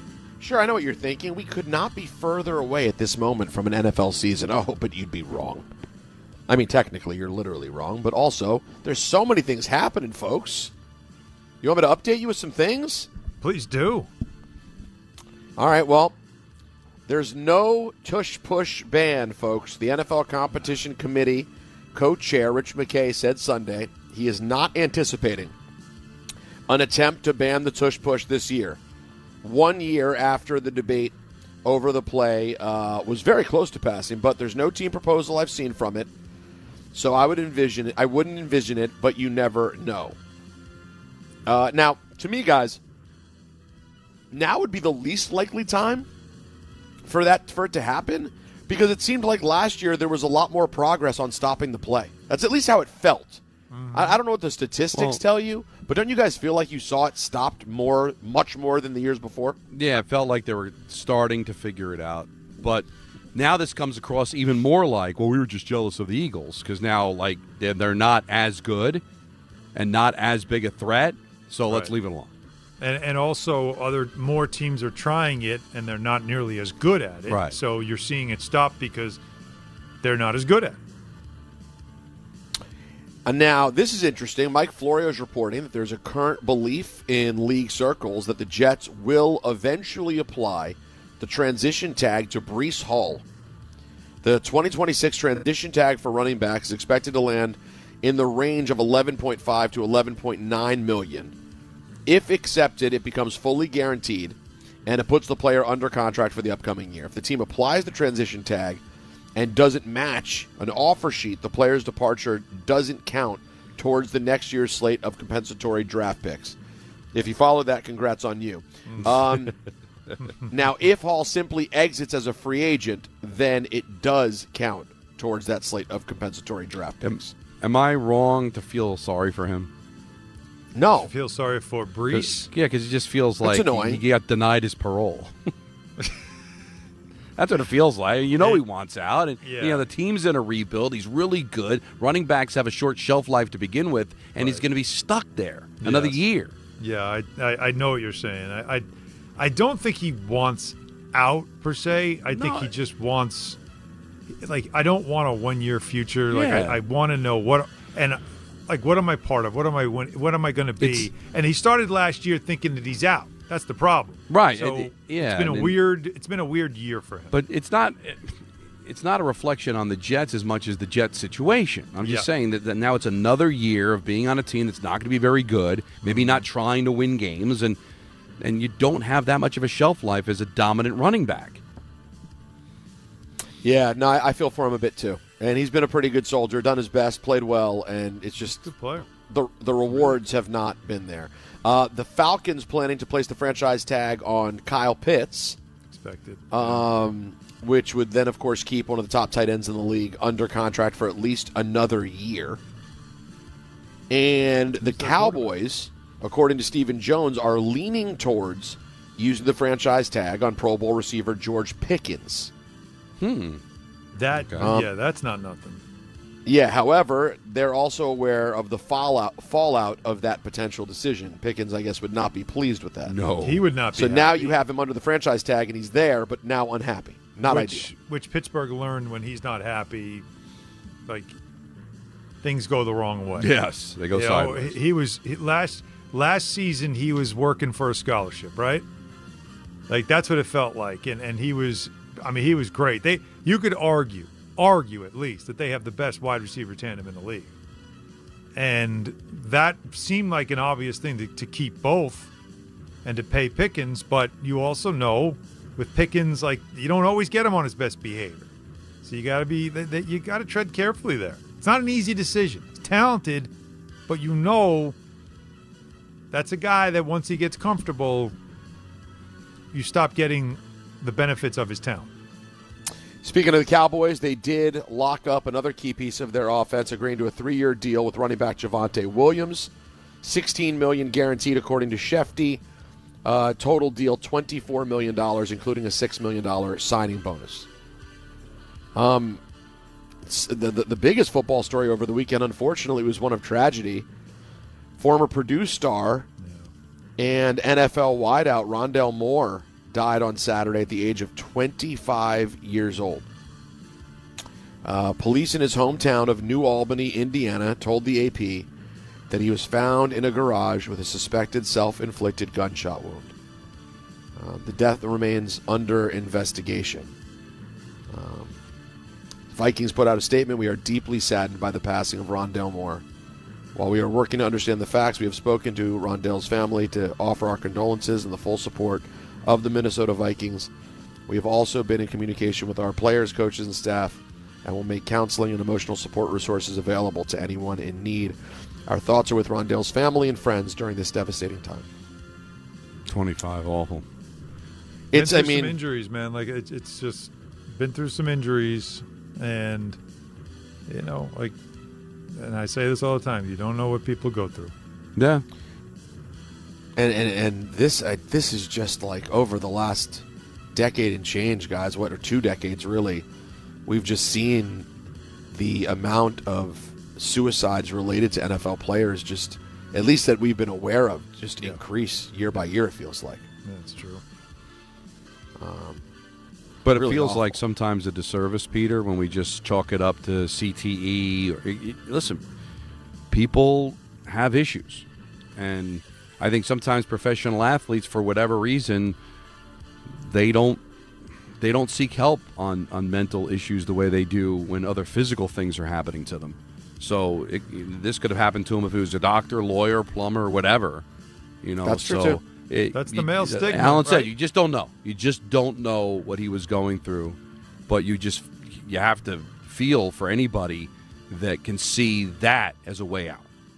Now, a Harvard football player's health study attributes the increase to CTE. There was a large increase relative to other athletes' suicide rates between 2011 and 2019, according to a study. But to your point, Don, no one knows exactly what's going on, but it certainly is a disturbing trend that's been on the rise over the past many years. That is it for your NFL binge on this Monday. Can I throw February one more in? 23rd? Yeah, please. Yeah, what do you got? Just one more thought on a binge. Binge back.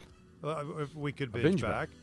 Is next week, you'll get the date starts to kick in for whether or not some players are cut to save money, to save cap and all that stuff, right? Well, the Vegas Raiders have a decision to make on a very interesting name, Geno Smith. They have the number 1 pick. They want to give the job to Fernando Mendoza out of the gate, right? They're going to draft him, and they don't want to really cause any question at all about who's going to be the starter. They're going to build with him. Now, they could keep Geno and roll with him as sort of a mentor-type backup quarterback. Not sure that's what he wants, but he could do that. He certainly isn't in his prime anymore. But if he's cut and let go, like the Jets have 0 options at this point, right? Is that somebody that the Jets should even think about? The former Jet draft pick who found his way, just like Sam found his way once he left. But is he, would you look and say, I'd take a year at Geno Smith versus some of the other options that we know? Again, Derek Carr, who's already thrown his hat in the ring if he does come back. I mean, these are the types of choices you're going to have. He becomes, to me, he jumps up to number 2 in terms of appealing. Number 2? Yes. Behind. I still think my man. Why am I blanking on his name on a Monday? Cousins? Packers backup. Malik Willis. Yeah, Malik Willis. Well, I still think Malik Willis is the most intriguing. I agree, but Jeremy Fowler, a good friend of mine who does a lot of NFL for us at ESPN, very smart guy who knows a lot of things. When I brought that up, he immediately said to me the line that the Jets are in a situation where it's quarterback musical chairs, and they're always going to be the one. They're always going to be the last chair, always. So Malik Willis will have better options than the Jets. So assuming that's correct, and Jeremy Miami Fowler's might probably be the right. one, but for those wondering, Miami might be the one. And that would make sense. That would make sense. And assuming Jeremy Fowler is right about that, I think immediately then, so you're talking about just finding someone who can steady the ship. Yeah. I think Geno immediately becomes the most appealing option you have. Just give me capable quarterback play. He will give you, if you want to worry about developing other players, gaining a little bit of stability, and at least putting on a semblance of a professional operation, I think Geno, because we don't know what Derek Carr's current situation is, a year removed from a really bad injury, didn't play last year. I think Geno's the best choice. He's certainly up there. I would definitely put him on my list of potential quarterbacks if I'm the New York Jets. Great job with the binge, Peter. There are a lot of reasons why people buy at Ramsey Mazda. It's their selection, it's their customer service, and it's their savings. Lease a new 2026 Mazda CX-50 2.5S Select with all-wheel drive for $219 for 33 months, or buy with 1.9% APR financing for 36 months. Start shopping now at RamseyMazda.com. Choose wisely. Choose Ramsey Mazda. Call 833-853-2970 for lease details. VIN TN466016. MSRP $32,010, zero security deposit. APR at $28.60 per month per $1,000 financed. Ends 3/2/26. So Geno will be 36 during next season. It'll be October when he turns 36. And his numbers, again, he's been decent the last couple of years. I mean, he had a 4,000-yard season with Seattle his last year there before they moved on from him. And, I mean, he played 15 games with the Raiders. The Raiders weren't very good, but he did throw a ton of interceptions. No, but bad team. Oh, the Jets are going to be a bad team. Got sacked a ton as well, which you throw interceptions when you're getting sacked a lot, by the way. We all know that. One does go with the other a lot of times. But Willis obviously would be number one because you're thinking about somebody that potentially can be the guy. Mm-hmm. Carr is somebody that maybe if it works out, he might be my guy for a couple of years. But if we're just playing the role of disposable quarterback, a guy that's going to be here for a year, a gap until we figure it out, I think that Geno Smith is as good as any of the other options that are out there and might be a lot cheaper than some as well. That's true. I think that's just another name that you certainly want to throw on the hopper. All right, we got calls to get to it, 1-800-919-3776. And then we've got ENN at 6 o'clock. Last call crew after that. Don, Anna, Rosenberg right up until 7 o'clock here on ESPN New York. Spine at New York Presbyterian is always in pursuit of a better way to heal the spine. We're getting more people moving again with minimally invasive, non-surgical, and surgical treatments with innovative solutions for every back and spine condition and your unique needs. Expert spine care is available now across New York City and Westchester. Find a doctor at nyp.org/oxspine. Stay amazing. New York Presbyterian. Have you ever wanted to go to the NBA Finals? Well, now's your chance, courtesy of FanDuel. All you have to do is use your profit boost on an NBA future, and you'll be entered for a shot to win an NBA Finals trip for two. NBA Futures let you lock in your pick for who you think will go all the way, whether it's a team to win the championship or a conference title. Have you ever wanted to go to the NBA Finals? Well, now's your chance, courtesy of FanDuel. All you have to do is use your profit boost on an NBA future, and you'll be entered for a shot to win an NBA Finals trip for two. Visit FanDuel.com/local to get started. Play your game with FanDuel, official sports betting partner of the NBA. 21 plus and physically present in New York. No purchase necessary. Limit one entry for Profit Boost token. Opt-in required. Must apply Profit Boost token on select market. Restrictions apply. See full terms, including methods of entry, at sportsbook.fanduel.com. For help with a gambling problem, call 1-877-8-HOPE-NY or text HOPE-NY 467-369.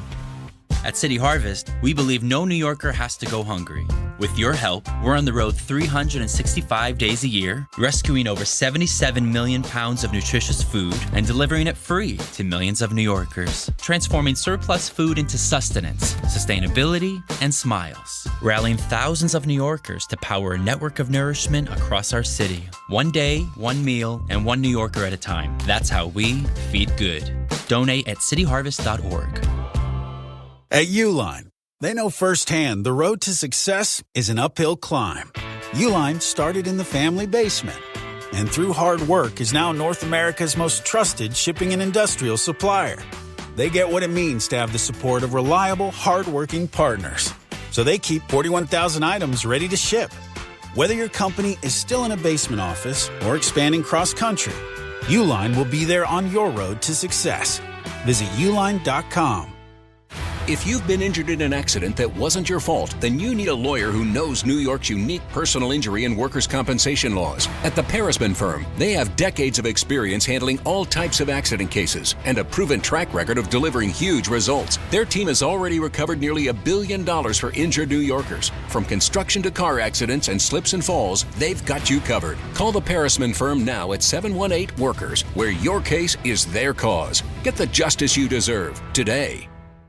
Access to education changes lives. That's why National University provides flexible online and hybrid programs from associate to doctorate degrees. Since 1971, NU was built to serve non-traditional working and military learners nationwide. NU understands the demands of work, family, and service. Each year, more than 130,000 learners trust National University to move forward. Visit nu.edu to learn more. Switching to Progressive is a game-winning call. And that reminds us of other game-winning calls in the history of sports. So it was the fourth quarter and we're down by 5. Sweat pouring down my face. Suddenly it hit me. If only I could wrap part of the towel around my forehead. And that's how I became the first basketball player to wear a headband. Okay, not really a game-winning call, but it was a good call. You can make one too. Switch to Progressive and you could save hundreds. Progressive Casualty Insurance Company and Affiliates, not available in all states. Step inside the game you love with the NBA app. Tap to watch every game as it's happening. Jalen, Brunson does it again! And never miss a moment of the jaw-dropping action. Get closer to the players than anywhere else. Follow the latest schedules, scores, and stats. Keep up with every story from across the league. And with NBA ID, it's all personalized to you. The game lives here. Download today.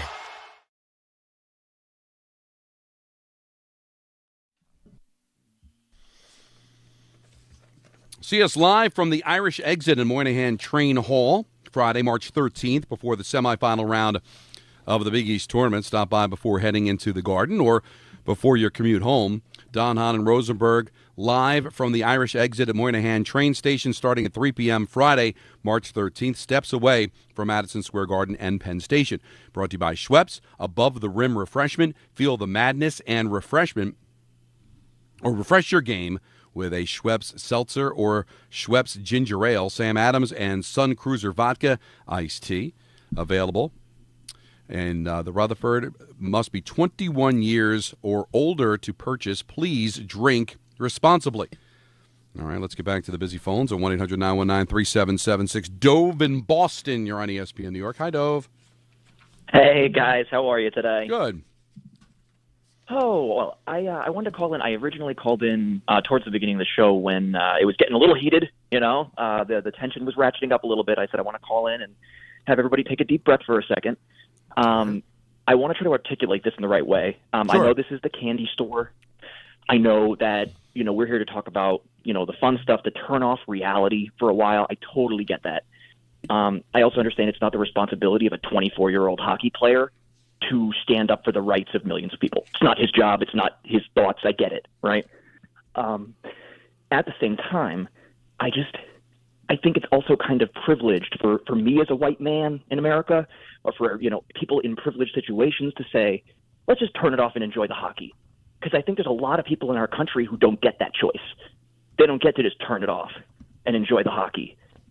So we need to be really careful to acknowledge that, I guess, and just understand that there is a responsibility. The reason that 1980 was so important, part of that was the political context.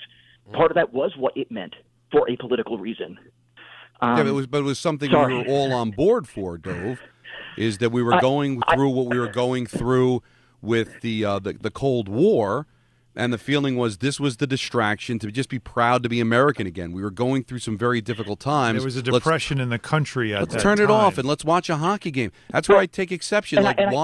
Why can't anybody, whatever you're going through, whether you're the left, whether you're the right, whether you're the privileged, whether you're the underprivileged, whatever, take a moment to just say it's just about being proud to be American in some way, shape, or form, and just watching some kids go out there and accomplish something that we can all get on board for. Why does it have to mean anything? I so agree with your sentiment, and I so agree with what you're saying, and I'll say this. I think that there are times in our political history where that can totally be true. There are totally times where what we're talking about is tax structure, and we're talking about, like the community parks, and we're talking about stuff like that.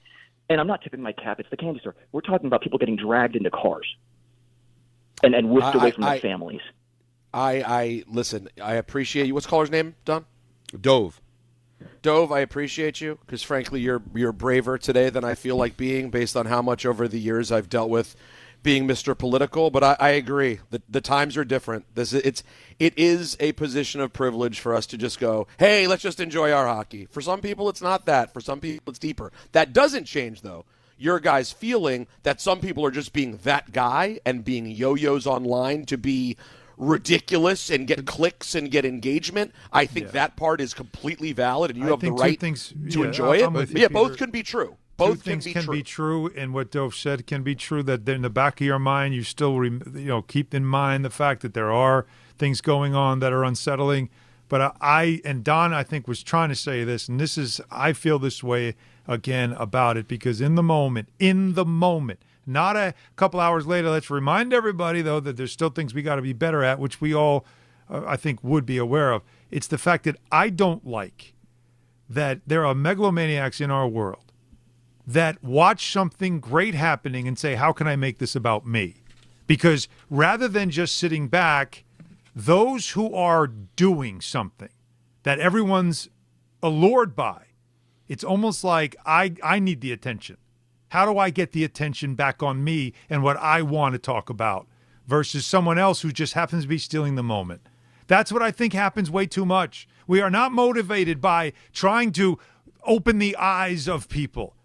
We are motivated by opening the eyes so people look back at me because you're not looking at me anymore. And I need to make noise to make you to look at me again. And that, I'm telling you, is the root of what most 99% of the people that do stuff like that to go viral with some type of just a whataboutism crap in the middle of something that we're just trying to, just for 5 minutes, can I have fun? Right. Well, and also that, and I'm getting this on social media too. Well, it's always political. It's always about politics. No, because you choose to make it about politics. I don't think Jack Hughes scored that goal to support Donald Trump or to support this or that. He did it because he's an American and he's proud to be an American.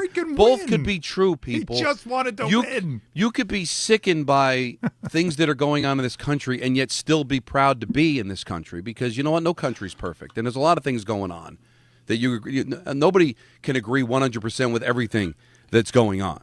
All right? But just for a moment, just to say, hey, we're here. We're all on the same page. We're all Americans. We're all proud to be Americans. And if you're not proud to be American, then don't be proud to be American. But don't put that on Jack Hughes. Don't put it on Werenski. Don't put it on Austin Matthews. They're just hockey players representing their country and proud to represent their country.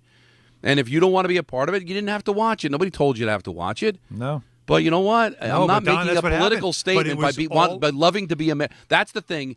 The bottom line to me, Alan and Peter, is that I'm proud to be an American should not be a political statement. No, it shouldn't. No, it is. It's just a statement. No, it should, and it shouldn't. And I'm not going to force somebody to make it so. That's that. So if you decide that you want to make it political, that's on you. But don't drag me into the conversation, and don't decide for me what I should and shouldn't feel about it. All right, and don't pigeonhole me into a certain side because I say it. And that's I'm proud to be from this country, but that doesn't mean I'm proud of everything that happens in this country. Okay. Well, no, and both could be true.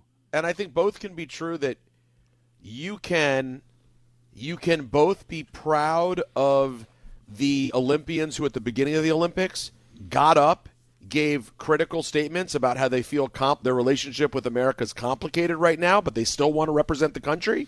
And you can also be okay with someone like Jack Hughes, who just says he's proud to be American.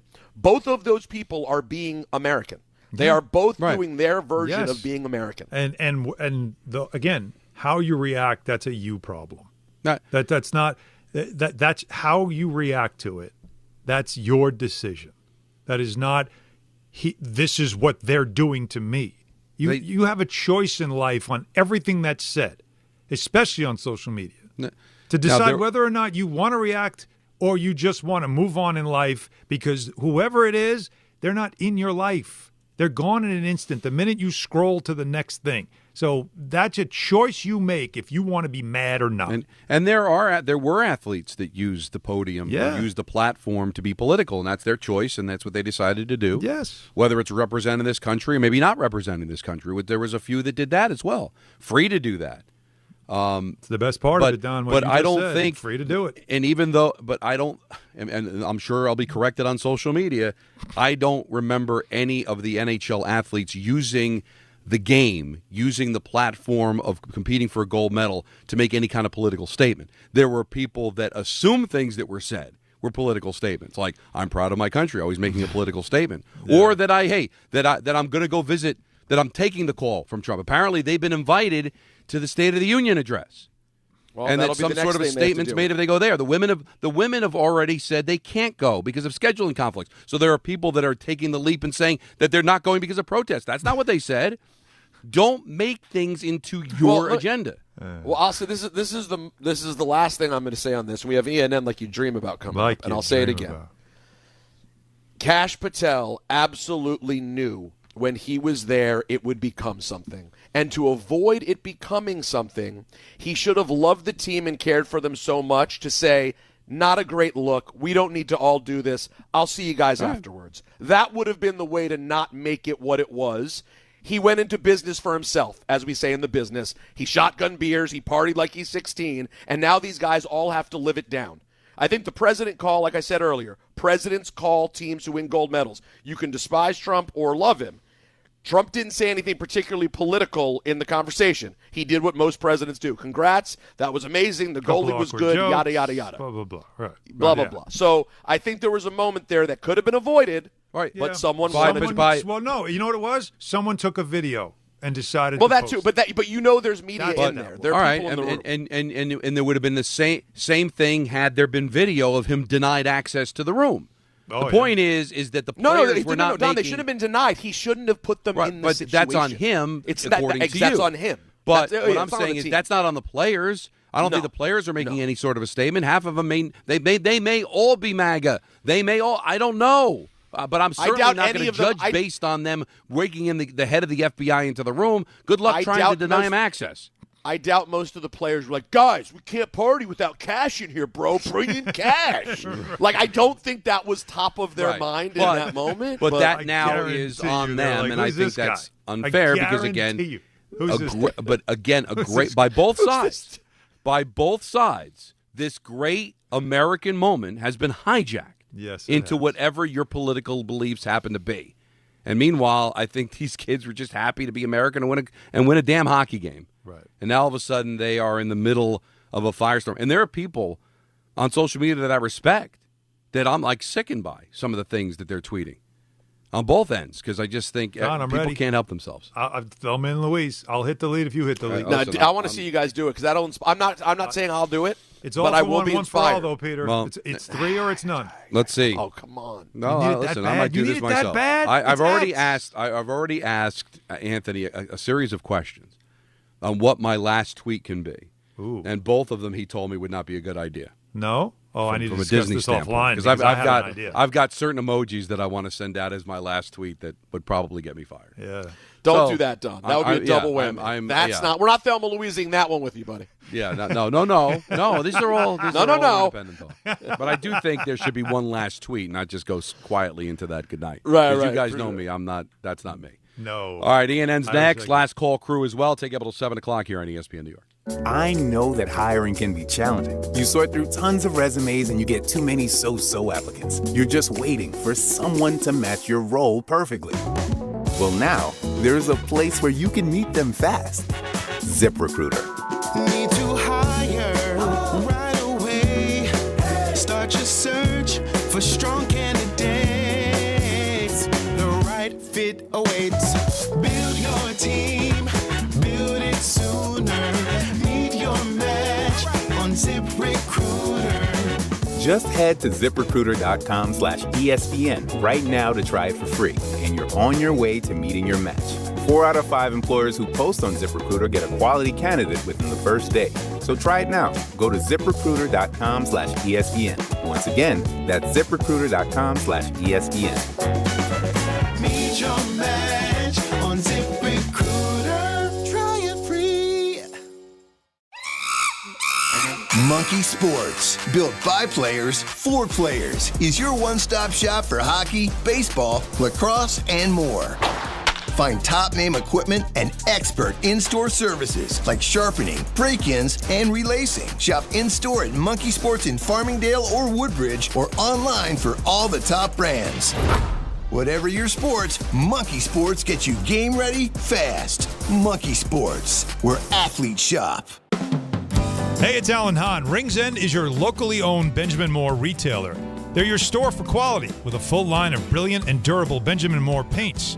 They're your store for inspiration with thousands of colors and a variety of sheens. And Rings End is your store for expertise with one-on-one advice for contractors and homeowners. Insist on Benjamin Moore paint from Rings End because the gorgeous color you love can't be matched in another brand of paint.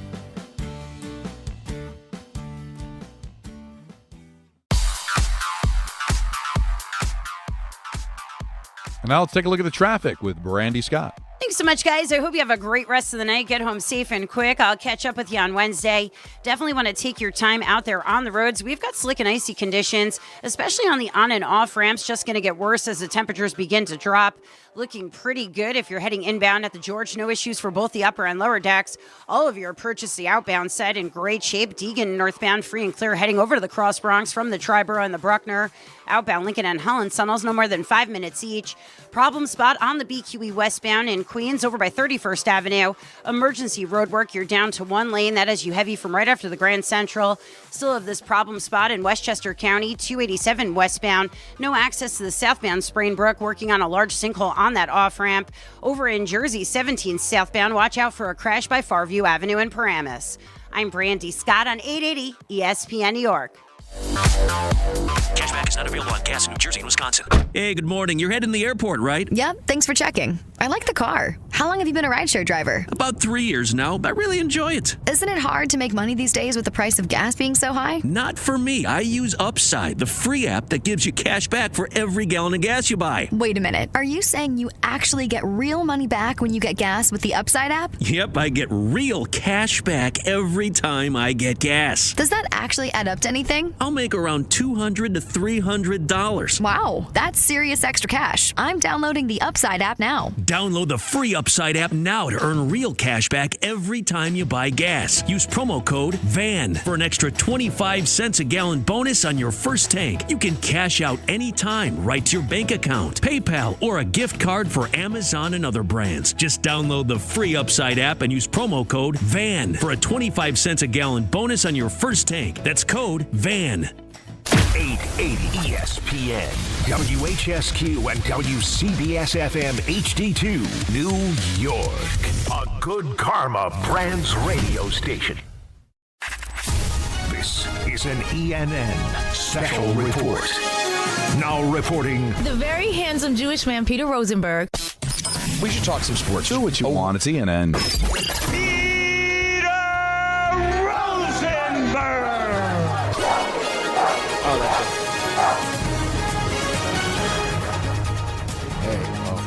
How's it doing? Okay, good, great. How are you? Welcome, everybody, to ENN. Ray Rowe. You ever watch YouTube? Welcome, everybody. Welcome. ENN tonight, well, it's brought to you by me. Sure. Peter Rosenberg. Happy to be here for you. I'd like to start off ENN by saying good evening to all of us. Let's measure up, boys. Downey, how many inches? Sorry? I would guess I didn't bring out the rulers like you guys did. On that note, did you guys see what my last tweet is going to be? I did. I'm all for it. I say you do it. Don, listen, it would be the end of your job, too, but it's almost worth it. No, he could say it's all in really the translation. It's nature. It's nature is what you're saying. What do you get out of what you see? It's like art. You look at art, and you have your own version of what you see. Right, and while they're debating, they're firing me. It's not going to get any bigger! Let's say good evening to myself. Yesterday, when I pull out the nuts, he gets excited. He's ready to go to town. They all have the same theme, it feels. Yeah, there's a lot of it. Yeah. Let me say good evening to Don. You got to mind your stick. I knew that was going to be a thing. That was definitely. Yeah. Well, it's the only way you can say it. Well, because we went out. Sticking, that's the right way to say it. We went to a restaurant, great restaurant, Saturday for Nancy's birthday. Nancy's birthday was yesterday, February 22nd. Happy birthday, Nancy! Hey, happy birthday, Nancy! Yeah. 36 years old, and the restaurant we went to had like a little low beam, and the sign said "Mind your head." Oh yeah. So that was kind of on my mind, I guess. And you didn't take a picture of it. I should have. But you didn't want to be caught taking a picture of it, right? That could have been my exactly. That could have been my last. What are you tweet, taking a picture of that for? What the boys would think was funny? Why is it funny? Oh, never mind. Yeah, it wouldn't. Yeah, it would have been awkward. So I didn't. I'm glad, Don. You did the right thing. There's a lot of interesting. I have a lot of interesting NBA audio to play for you today. It may take a lot. We may end up chatting about this for a bit. Well, that's what ENN's about. Yeah, I think so. It gives us time to dive deep, if you will. Celtics beat the Lakers last night. And it's funny. After that game, I was like, man, when are people really going to start having a serious Jalen Brown MVP conversation? I turned it on just to see would Tariq dare try to call it. Because it's on NBC. Did he fly back to just trying to time it? If he flew back at the second the hockey game was over, could he have made it to L.A.? He thought about it. If it was in Boston, maybe.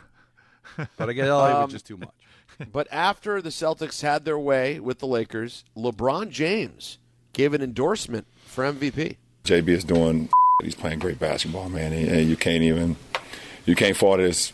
This whole MVP thing. I don't understand why his name is not getting talked about some as well. Like, nobody gave them a shot to start the season. And he's having, 30? Yeah, just under. Yeah, just under 30? Third best record. Yeah, it's a popularity contest sometimes, I tell you. You feel like he could be? Last question. That's not for me. I'm going to be honest. I don't know the criteria of MVP anymore. I kind of stopped giving a damn about it a long time ago. I got my own personal issues about it. So, yeah, these guys will tell you why. Yeah, popularity contest. Well, his name's in there now. Because we have voter fatigue and all that stuff happens. He's special. He's a great player. You talking about LeBron? Yes, I've thought about this. Okay, what do you think about Jalen Brown for MVP? I very much think that he should be in the conversation, but I still say that Cade Cunningham should get it over him, only because Cade Cunningham is in first place in the East, and you could argue, even though Duren is an all-star, that he's still doing a lot with not that much, right? So that's the only thing. Like I want to watch how the Celtics finish the season because they are in a high spot, but they've got a tough schedule remaining. But he has been phenomenal, and I've already said, I'm already on record saying Joe Mazzulla should win Coach of the Year for what he's done with that team. But I don't think it would be right for Jalen Brown to win it and not Cade Cunningham with what Cade Cunningham has been this year. They have the best record in the league. Do you think Jalen will get legitimate votes? Like you think he'll get actually, thinking his popularity, I actually think he might get more than Cade would because of who he is. Well, and it's a sexy story. Yeah, of course. Yeah. It's an easy story to grab I'm not denying any onto. of it, but I'm trying to give I have been trying to just shine a light on Cade Cunningham because I just think he's had a phenomenal year. They're in first place. I think they have the same record as the Thunder or a game better. They look like you see they have like 43 wins. It's crazy. Unreal. And then you look, but just look at the 42 team. and 13. The Thunder are 44 and 14. Okay, there you go. So they have the best record in the sport, and it's not to take away, but look at the team and tell me, like, oh, that's a loaded team with great experience. I know. It's just he's so good, and the pieces around him are a perfect fit. It's crazy. You look at this team, and the first team that you'd think of is the 2004 Detroit Pistons. To look like this on paper in terms of name recognition and be this good, it's crazy. Mm-hmm. All right, so let's move along. There's some more here from the NBA that's worth getting to. An interesting conversation on Inside the NBA with Shaq going back and forth with Karl-Anthony Towns post-game the other night. Let's take a listen. Carl, Shaq here. You know us. We're from Jersey, so I always keep it real. At the beginning of the game, I said you were playing soft because I've seen you at times when you play great. And what you must understand in New York, you need to be great for you guys to win a championship. It's high aspirations. You know, if you guys win the championships, of course they're going to talk about Brunson, but it's you and your play. You have to be dominant. You responded very, very well. You played well. You played in the paint. That's how you should play. You should always play great. Being from Jersey, good ain't good enough. You had a great game tonight. I'm proud of you. For sure. But what you said, too, is if we win a championship, they could talk about anybody as long as we all get a ring. That's the most important thing. I don't care. I don't care about none of that. No, but you got to play great. 1-2 punch, and you part of that 1-2 punch. Hell yeah. Right. But, I want to make sure we all understand the biggest goal and the main goal here is to win. It don't matter about who gets the credit or whatever. I just want to be part of the great. Nope, you got to play great to get the credit. I hear you. Yeah, okay. Legend, I agree with you. All right. I agree with you. You know I got you Jersey, baby. Yeah. Yes, sir.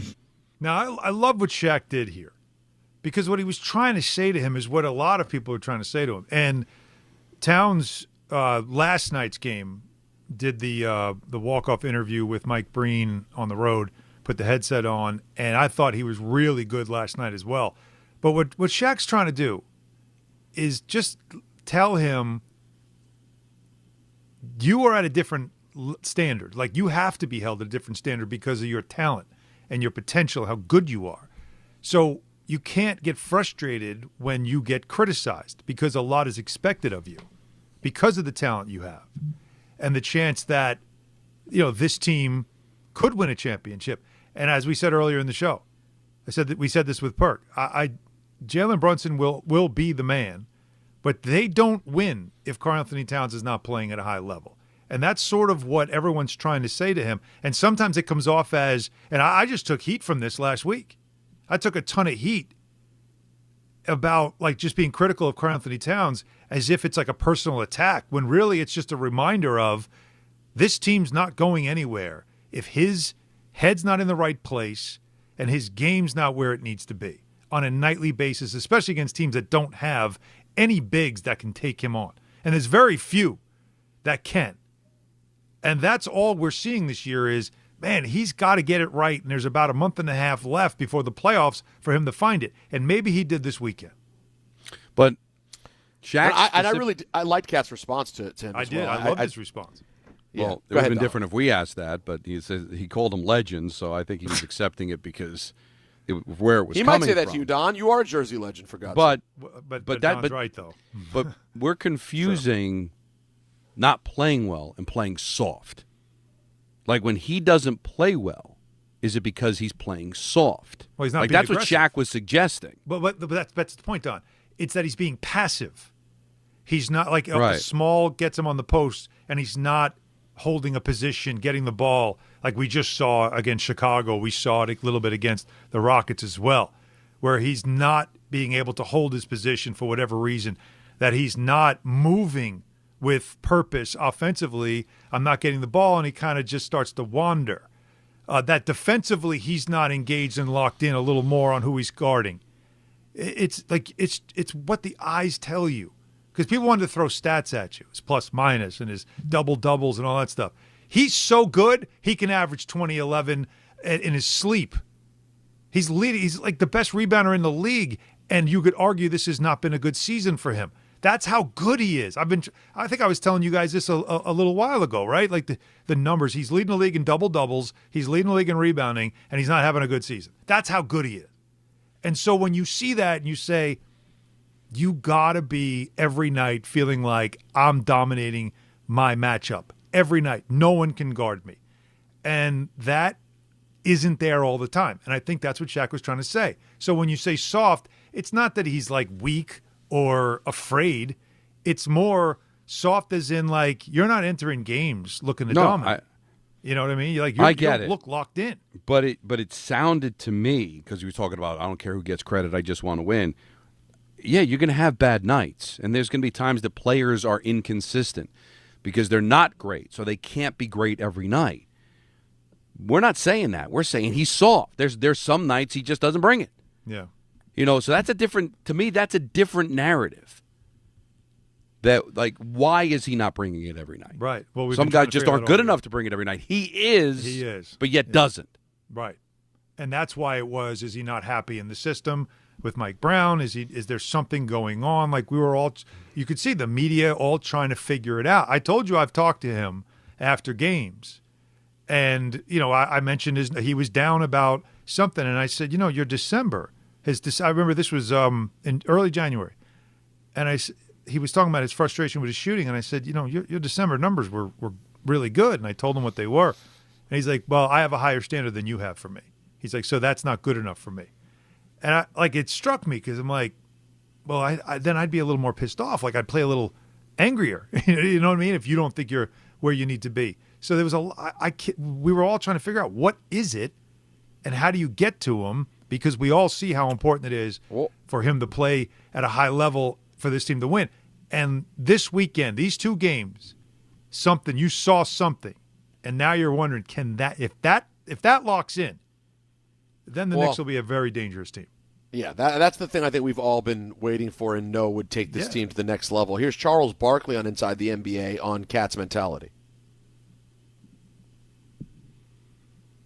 Carter's a nice kid, but in order to, everybody can't be Michael Jordan and Kobe Bryant, natural-born killers. But everybody can have that mentality. Yeah, that's not true. Shaq, you are one of the greatest. If you're going to be great, it's about mentality. Shaq, but everybody's not built the same. Okay. Like, it'd be nice to say everybody just want to be killed. Some guys, they're great players who are nice people. Okay, but hold on. Let me stop you. Scott Skiles had a killer mentality. He wasn't a great player, but he had the mentality. Yeah, that's the way Scott Skiles had to be that, or he wouldn't have been in the NBA. And guess what? He has to be that if they want to win a championship. No, because am I right? You're right. You cannot make a nice guy mean. You either born with it or you're not. Yeah, that's why I saw this live, and I couldn't agree with Charles more. If you don't have it, you don't have it. Right? Yeah, here's the last point from Charles. I'm not saying you're wrong, but I'm saying we all don't have the same mental makeup. Okay. And listen, Karl-Anthony is a very good player, terrific player. He's just a nice guy. He ain't no killer. We can't make him no killer. Like, he don't have no killer like you. Like, you're dangerous. Okay. Like, you out there elbowing and trying to hurt people. I am. But that's your personality. Okay. To be fair, there were nights Shaq didn't bring it. That was part of Kobe's issues with him at times. That's an interesting point. But Shaq was right. I mean, but when he wanted to bring dominant. Oh my God, yes, he was. But dominant. we hear this in hockey a lot too. Why can't you be tougher? Well, if you don't have it, then you don't have it. Some guys don't have it. Some guys are just nice guys. They don't like to fight. But they you don't can be like a nice to be guy and be competitive every There night. are whiskey drinkers and milk drinkers, and we get a lot of whiskey drinkers on this team. That's a great line from Mike Sullivan. But no, I think the case with Karl-Anthony Towns that I continue to try to make is that you're asking him to be Patrick Ewing ferocity, and I'm telling you that's not what he is. Right. He is somebody though that can be a Walt Frazier gentleman every night, and yet can still kick your ass, because that's what Clyde did.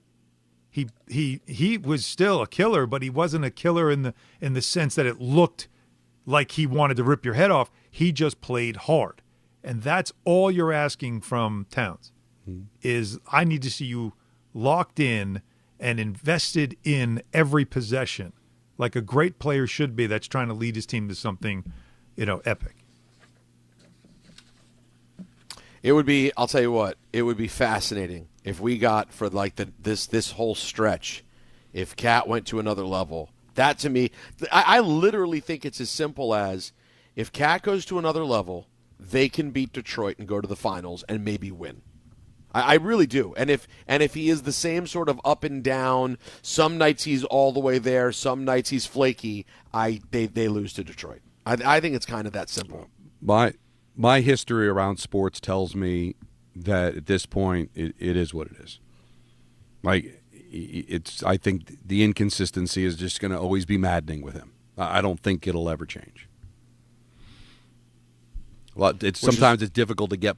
Don't you find those players that go, well, man, if he just he loved the game more. Yeah. If he just those guys don't ever seem to find God, right? They just it's what happens. You're right, but what you just said, I don't know if you were just using it as a throwaway line. It's not. Karl-Anthony Towns loves. I know he does. I've talked to him. He loves basketball. No, but I'm just giving examples. Yeah, there's guys that just I've always bring this up. He loves to play. There was a player. It's the competitive. Right. There was a player that went to the Hall of Fame, and one of his teammates told me, "Man, you imagine how good he'd be if he loved the game." But because that's just the way he was. You know, there's always the guys like Anthony will tell you. Like there were some nights Chris Kreider looked like the best player in the NHL, and then it'd be like 3 games I wouldn't mention his name when we called it. Like why? Mm-hmm. But that's just him. And at some point, you either get rid of him or you just live with what he is. Well, think about waiting for it to change, I think, is the last option you should ever have. It's what Minnesota decided to do, right? Move on. Because they had seen enough, and they got to a conference final, and they didn't think they could win with them, so they wanted to make a change. Now, last night with Mike Breen, he talked about how his whole career has been pressure. He said, I've always been held to a higher standard than everyone else. And I understand the criticism that comes with it. You're not succeeding. So, and then he just said that all it's about for me now. I understand more than ever now that my career winning trumps everything. And then he wanted to add something that I always felt like was interesting. He said, for us to win, it's going to take all of us to win a championship.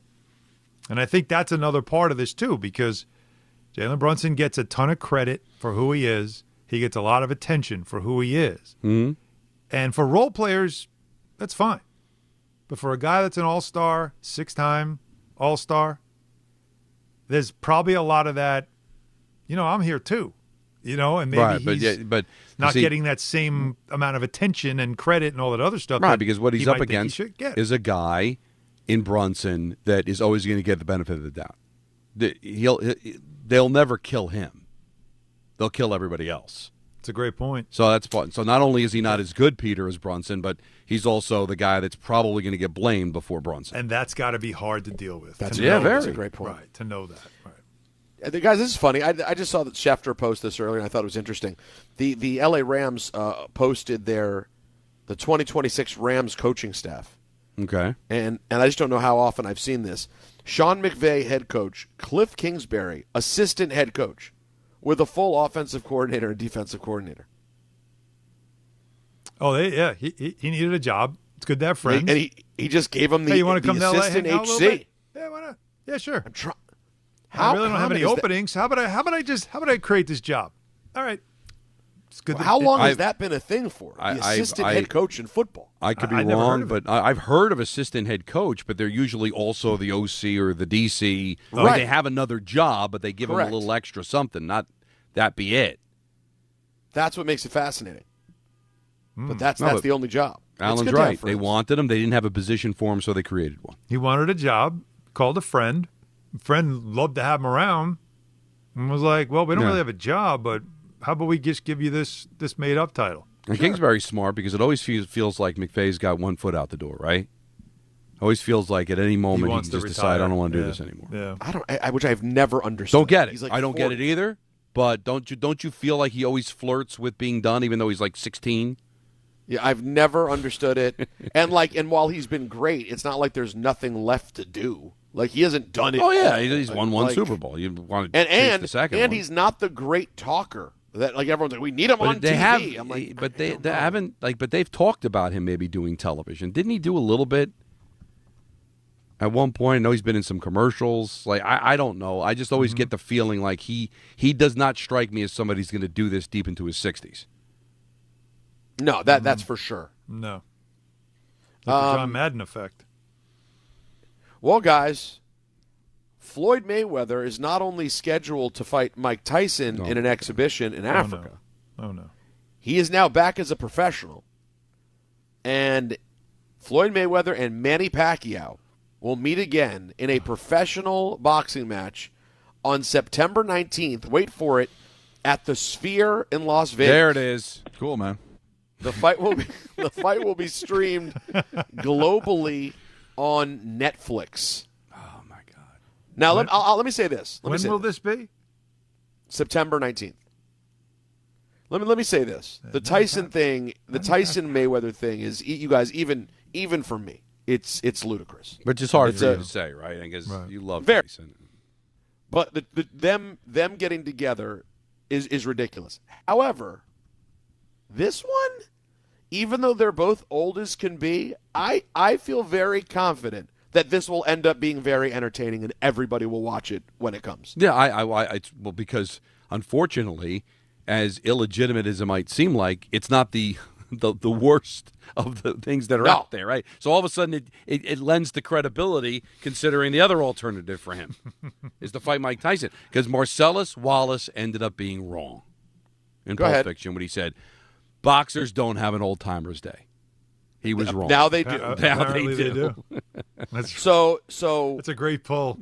I forgot that line. So Floyd is 48. Oh, my God. Actually, Floyd will turn 49. Oh. Floyd will turn 49 tomorrow. And is Pacquiao is that 50? right? February 24th? Yeah. Floyd will turn 49. Manny is 47. 47. And we thought George Foreman was an old, decrepit soul when he fought. At 40. At 40. Now, the amazing thing to me here, though, guys, why I will be intrigued by it, is to see that, not an exhibition, but I'm curious to see Floyd have a professional fight again, just because we have never seen him look old or like worse. Slow. And I'm curious, does nature actually exist with him? Because I've never seen. Say whatever you want about him. There's a lot to say about Floyd Mayweather. A lot of plenty of negative things to say about Floyd. But as an athlete, guys, I've never seen him basically not at the top of his game. So I am kind of curious. A morbid curiosity to see what that looks like. That'll be coming up in September, and that will do it for ENN on this snowy Monday. You were so right about the NBA conversation. You knew that was going to get us going, and it did. Well, it's perfect. It's a national conversation from credible people about our guy. It's perfect. And I caught it. You know me, looking for the 11 o'clock news. And they're going to, and I give ABC credit, man. They are going to, no matter, because that game ran late. Knicks Rockets ran late. Oh God, yes. And they still gave you 30 minutes of that, which is great. It's great television. They know what they're doing over there. So that was a cool end to the Knick game, and it was a really cool show right after it. 1-800-919-3776. It's the last call crew. Yeah. We're going to take you up until 7 o'clock. Don, Hahn, and Rosenberg here on ESPN New York. At Ramsey Mazda. It's their selection, it's their customer service, and it's their savings. Lease a new 2026 Mazda CX-50 2.5 S Select all-wheel drive for $219 for 33 months. Or buy with 1.9% APR financing for 36 months. Start shopping now at RamseyMazda.com. Choose wisely. Choose Ramsey Mazda. Call 833-853-2970 for lease details. VIN TN466016. MSRP $32,010. Zero security deposit. APR $28.60 per month for $1,000 financed. Ends 3/2/26. Good Karma Brands is proud to be an equal opportunity employer, providing equal employment, development, and advancement opportunities to all teammates and applicants. To learn more about careers with us, please send an email to talentacquisition@goodkarmabrands.com. That's talentacquisition@goodkarmabrands.com. It starts with the first early morning, the uniform, the training, the challenge. Every trooper remembers day one at the academy. But where they end up, no two stories are the same. At the New York State Police, the path you take is up to you. If you're ready for a career with endless opportunities for growth, start here. go anywhere. Apply today at joinstatepolice.ny.gov. If you've been injured on a construction site, then you need a lawyer who knows New York's unique labor laws. At the Parisman Firm, they have decades of experience handling construction accident cases and a proven track record of delivering huge results. Their team has already recovered nearly $1 billion for hardworking New Yorkers. From scaffold accidents to slip and falls and equipment failures, they've got your back. Call the Parisman Firm now at 718-WORKERS. That's right, 718-WORKERS, because your case is their cause. Get the justice you deserve today. At Uline, the Prevail 7 to answer your call, having 41,000 items in stock and offering same-day shipping from 12 locations across North America. Business owners, sellers, buyers, shippers, and packers, believe it. Uline is the hard-working, dependable source for your shipping and industrial supplies. New York Presbyterian has the most experienced cardiovascular doctors, treating a full range of heart conditions, from heart failure to valve repair. With the most based on U.S. News & World Report 2025 to 2026 cardiology, heart, and vascular surgery rankings. At City Harvest, we believe no New Yorker has to go hungry. With your help, we're on the road 365 days a year, rescuing over 77 million pounds of nutritious food and delivering it free to millions of New Yorkers, transforming surplus food into sustenance, sustainability, and smiles, rallying thousands of New Yorkers to power a network of nourishment across our city. One day, one meal, and one New Yorker at a time. That's how we feed good. Donate at cityharvest.org. Texting enrolls you into recurring automated text messages. Consent not required to purchase. Message and data rates may apply. It's crazy to see how much everyone's changed at these reunions. Did you see Brian? He's in better shape than he was 25 years ago. How is that even possible? Yes, he told Tim he started taking Nugenix Total T2. The testosterone booster? Yeah, but he said it's way more than that. It also skyrockets nitric oxide in as little as 3 hours. Tim started taking it right away, and trust me, I've already noticed results. Wow, I might just have to go catch up with Brian. After 40, energy, strength, drive, it all starts going downhill. Feel like your old self again with Total T2. Stronger, leaner, and more energized. Just text ORDER to 369-369 for your complimentary bottle of new Nugenix Total T2, the next generation testosterone and nitric oxide booster. Text now and you'll also get a free bottle of Nugenix Thermo X, our most powerful fat incinerator. That's ORDER to 369-369. ORDER to 369-369. These statements have not been evaluated by the FDA. Product not intended to diagnose, treat, cure, or prevent any disease. All right, Alan Hahn here. I want to tell you guys about Rings End. I've been talking about them lately because we're about to get some work done at the house. My man Andrew came by last week before the storm, and we discussed different options. So my wife wants one plan. I have another. Who do you think's going to win? I hope I do because I'm really excited about mine. But for a living, the pros trust them, so you can too. I know I do. They have premium brands in windows, doors, decking, paint, lumber, kitchens, all the basic stuff that you need for around the house. They're built to last high-end product lines that contractors rely on. They do it right. They don't have freestanding paint centers. Rings End is family-owned and operated since 1902. That's 124 years in business with deep Northeast roots. They know the area, guys, supporting local builders and communities, and we love that. Can't make it to a store? You can shop online. ringsend.com. That's right. Go to ringsend.com. YouTube. Weekend lineup, a weekday lineup live. Watch complete replays or catch up fast with can't miss highlights. Jump into the live chat, react in real time, and make your voice part of the show. Subscribe to ESPN New York on YouTube now and stay locked in so you never. Let me ask you a question. Sorry, Don, Alan, just cover your mouths for a moment. I know you don't want to deal with this crap. So if I totally. Why is it crap, Peter? Why is it crap? No, I didn't say it's crap. I said let me just say if I did, I didn't mean that. Let me just make this point. If you're saying you're sick of it and your family had nothing to do with this always puzzles me. What is it about people talking about the fact that racism exists? What is it about that bothers you? Like, if you haven't been a part of that, you don't believe in racism. That's not what your family did. Who is attacking I don't believe, making you? No, I 100% believe in racism. I was raised in an Italian family in the Bronx. So I completely believe in racism. What I don't understand is, in a discussion about Olympic hockey, why does it need to default to, as a white person, I'm not allowed to enjoy this? I don't understand. That's what I don't understand. How did you take that from Dove's because call? What he said was, and John, thank you for the phone call, was that like he's privileged to be able to watch this because of his situation, and not everybody is in the same situation that he's in.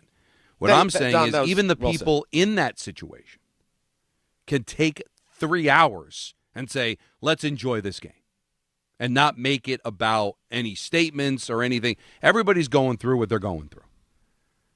You decide you want to make it political or some sort of a statement, man, that's on you.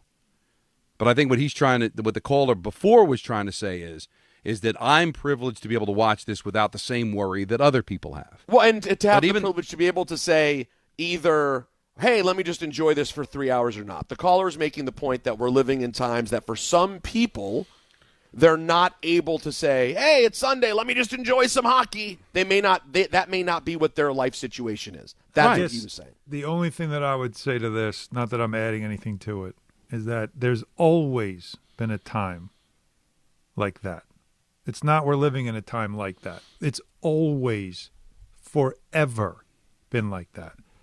What I think some people would just like to be able to do is out of 24 hours, if for 23 of them or 22 of them, I'm thinking about all the things in the world that concern me, for 2, can I just not think about it? Right. Just for 2. Is that okay? And if that's privilege, 2 out of 24 hours, just let me enjoy something. And you're right. There's always been issues, right? Forever that are way more important than a stupid hockey game or basketball game or football game. But sports is at some just to point, get away for a minute, It was funny because the caller was saying, I think it was the same caller was saying, I know this is the toy store. That's the point. Yeah. Can it just be, all right, let's put all of our differences aside and let's all have the same rooting interest. Well, the thing that does make this slightly more complicated is the Olympics part, right? Like, this would be even more ridiculous to talk about when you're talking about professional teams who all just play in a league. The problem is the Olympics are, by its nature, socio-political. What did Michael always, Don, what's Michael's way of describing the Olympics? What's the phrase? What is it? Commercialism draped in the flag. Draped in the flag. Yeah. The draped in the flag part is a big piece of it. So you can't. That's tied into lots of emotions, feelings. Tommy Smith, John Carlos, the black glove moment was one. It's a very iconic sport moment, and that's because they decided to make it political. Exactly. I don't think anybody on the U.S. side had any intention of making anything political, but some things happened that other people were able to gravitate to, and they decided to make it political. And that's the issue that I have. That's my point, Don, is that when the athlete chooses to do it, that's the athlete's choice to do it. When outside people take the athlete's moment and turn it into something, to me, that becomes disingenuous. And Peter's right. 1980 was wrapped around what we were going through. It was fresh off of the hostage situation. We were in the middle of a gas crisis. Which was obviously affected by the Middle Eastern situation. We were in a Cold War with Russia. Yeah, we were in emotional depression as a country. But the point was that the issues that our country were going through, at least the perception at the time, was like 90-10. Like everybody felt that what was going on. Like the Cold War, we were all on the USA side. What was going on with the hostages, we were all on the USA side. So there was no other side. We were all kind of together. We were depressed because we were getting beat up by these other countries, and we rallied together because we're all on the same page. We're not on the same page anymore, and we'll never be on the same page anymore. Sadly. And that's what's sad, because no matter what we go through as a country, whether it's COVID, whether it's 9/11, whether it's a hockey game, there is always going to be a significant amount of people that will be on the other side of the issue. And that's the problem we have with our country, because we can never be united. There is never anything that we're all going to be able to gravitate to, because we've all gone, in the last 25 years, we've gone through some stuff, guys. Mm-hmm. And nothing's been able to bring us together. Not 9/11, not COVID, nothing. Because that's the frustrating thing, that finally, for 3 hours, I was able to sit there and watch my country represent itself and put its best foot forward. And we still couldn't have that moment. No. And it makes me sick. I'm sorry. Well, co-sign. Listen, I get it. Co-sign, get it. retweet, I all get of it, Don. All of it. Just take a hard look and think about We can all have different theories on how we got here, but we are here now. And I would say we've been here for about 10 10 years. It's been really extreme. I think it's fair that maybe that's just the progression of this country. Because when I grew up, every election was a landslide in my lifetime. Okay, so that obviously told you that we were all kind of on the same page because whoever was elected president won easily. But then since the hanging Chad, every election has come down to a recount, which tells you how divided the country is because we can't even choose a president anymore because we are so divided. Now, what made that happen? I don't know. Maybe it's just the natural progression of things, and eventually we'll mature into something else. And I don't know. I hope so. I hope so, too. Yeah. God bless. Danny on Long Island. You're on ESPN New York. Hi, Danny. Just the guy Peter wants to hear at this moment. First of all us old people can stop telling the youngsters how it used to snow back when we were kids. We used to get a lot more snow because according to Islip Airport, this is the most snow they've ever recorded on Long Island since there was in Islip MacArthur Airport. Who was it, Alan? Did you tweet or Anthony? Somebody tweeted like we're talking 30 inches. 30 inches at Islip Airport is just an insane number for Long Island. It just doesn't make sense. I had 30 inches. I parked both cars in the driveway, so when the plow got done plowing up the snow, I had to gut my way through about 4 feet of 7-foot snow. I looked like I was standing in an iceberg. Got it done, took a hot shower, and I'm at work because that's what I do. You do what you got to do in life. Yeah, Keep do moving. what you got to do. Out of way. Now, listen, I was at the gym yesterday watching the game. Couldn't hear any voice thing, just watching the game. It was all the sets. Everyone was on the treadmills, and a poor lady next to me almost, when they scored the goal, she jumped up for a second, forgot she was on a treadmill. She almost got killed. And that was a scene. Yeah, because she jumped. Everybody's got the headphones on. No one's talking, but everybody's watching. And then all of a sudden at once, you just felt like the vibe of it happening. And then I went home, and I went on with life, prepped my preparations for the big storm. And today I was out digging and I'm at work. I didn't realize there was any controversy because when you have a full, happy, active life, you have no time for this nonsense. Okay. So I got into the office today. I pop on my favorite show, you guys, and they're talking about it. So I see what went on, and then I do a deep dive, and I see that the Patel was in the locker room. So I read about it. He played hockey as a youth.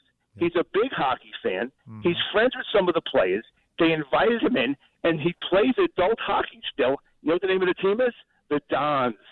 Of course. So this isn't some guy who's not emotionally invested in the team in some way. Did he go a little over the top? Yeah, because he's really into it. So if you were, a lot of us are into it. A lot of us are into it. We just don't spend $75,000 of taxpayer money to go to the game. Well, see. So, but if you would be just as interested if it was in Philadelphia, you was there. You would be just offended. That's the truth. I still would think it's not ideal. Danny, would think it's not ideal to have someone from someone like Kash Patel. All right, we're not talking about the president. So that's someone you don't like. So what happened a random person from the administration, not the president, to be there chugging beer. In any alternate universe we've lived in, guys, I'm going to say this right now. Sorry. The FBI director chugging beers would look insane. We would go, what the hell is going on? Why is this happening? But this is where we live now. I can go back over the course of my life. I go back over the course of my life. John Lindsay drinking champagne with the 69 Mets. I stood next to Ed Koch in the Mets dugout in 1986 getting ready to charge the field. Ed Koch would know a baseball from a football. That is true. Politicians do this. It's what they do. If it was Barack Obama standing there, I'm pretty sure you wouldn't be upset. You're upset because who it was, not because of what he did. That's what's bringing the controversy to the issue. In my opinion, I don't have any problem with it. I never have a problem when it was Obama. I wouldn't have a problem if it was JFK. When he met Forrest you're naming Gump. presidents, not FBI directors, because if it was J. Edgar Hoover, come on, the FBI director. People can take vacation. Give me a break, the FBI director. What do you mean? Wait, Danny, are you suggesting that the role of president is viewed by the people the same as every other person in the administration? It's not the same. It was an odd thing. The mayor being in the dugout's a bit different. With Peter. I'm agreeing that it was an odd thing, but in this case, this guy is a hockey fanatic, and he was there, and he was invited. Honestly, it's kind of irrelevant. But you know what's interesting is that, and it just shows how polarizing everything is, that if in 1980 the FBI director partied with Team USA, nobody would know who the heck he was. Because nobody knows who the FBI director. But now, We know all this stuff because everybody is so polarized by everybody that's in a position now. And there are people out there who feel that there's something massive going on that the FBI director should be investigating every single day, and he's not. So you have to remember, there is a huge controversy hovering over our country right now that directly relates to the man who was chugging beers. So people can't just forget that. Right, but everything, just to play devil's advocate, we could be like, literally, Obama every year would do his March Madness, right? He would take ESPN would put it on there, and they would have like a half hour. Like somebody could have said, there's a lot of other things going on in the world. Why is he worried about filling out his bracket? We've got a country that it's all everything is going to be perceived. Well, and I George know Bush had his baseball stuff, right? And George Bush had, and it wasn't as big a deal. George Bush in baseball, Obama in basketball.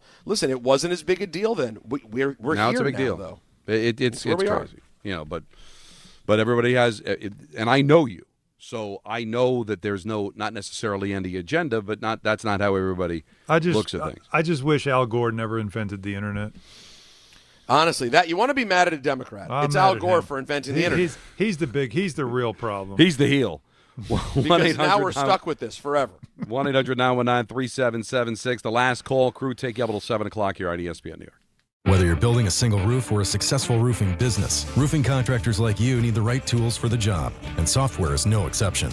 Service Titan is on a mission to be the most powerful software platform for the trades, with purpose-built technology proven to maximize revenue, streamline operations, and deliver 5-star customer experiences. We are taking roofing companies like yours to the next level and beyond. Service Titan, we are built for this. See what we can do for roofers at servicetitan.com.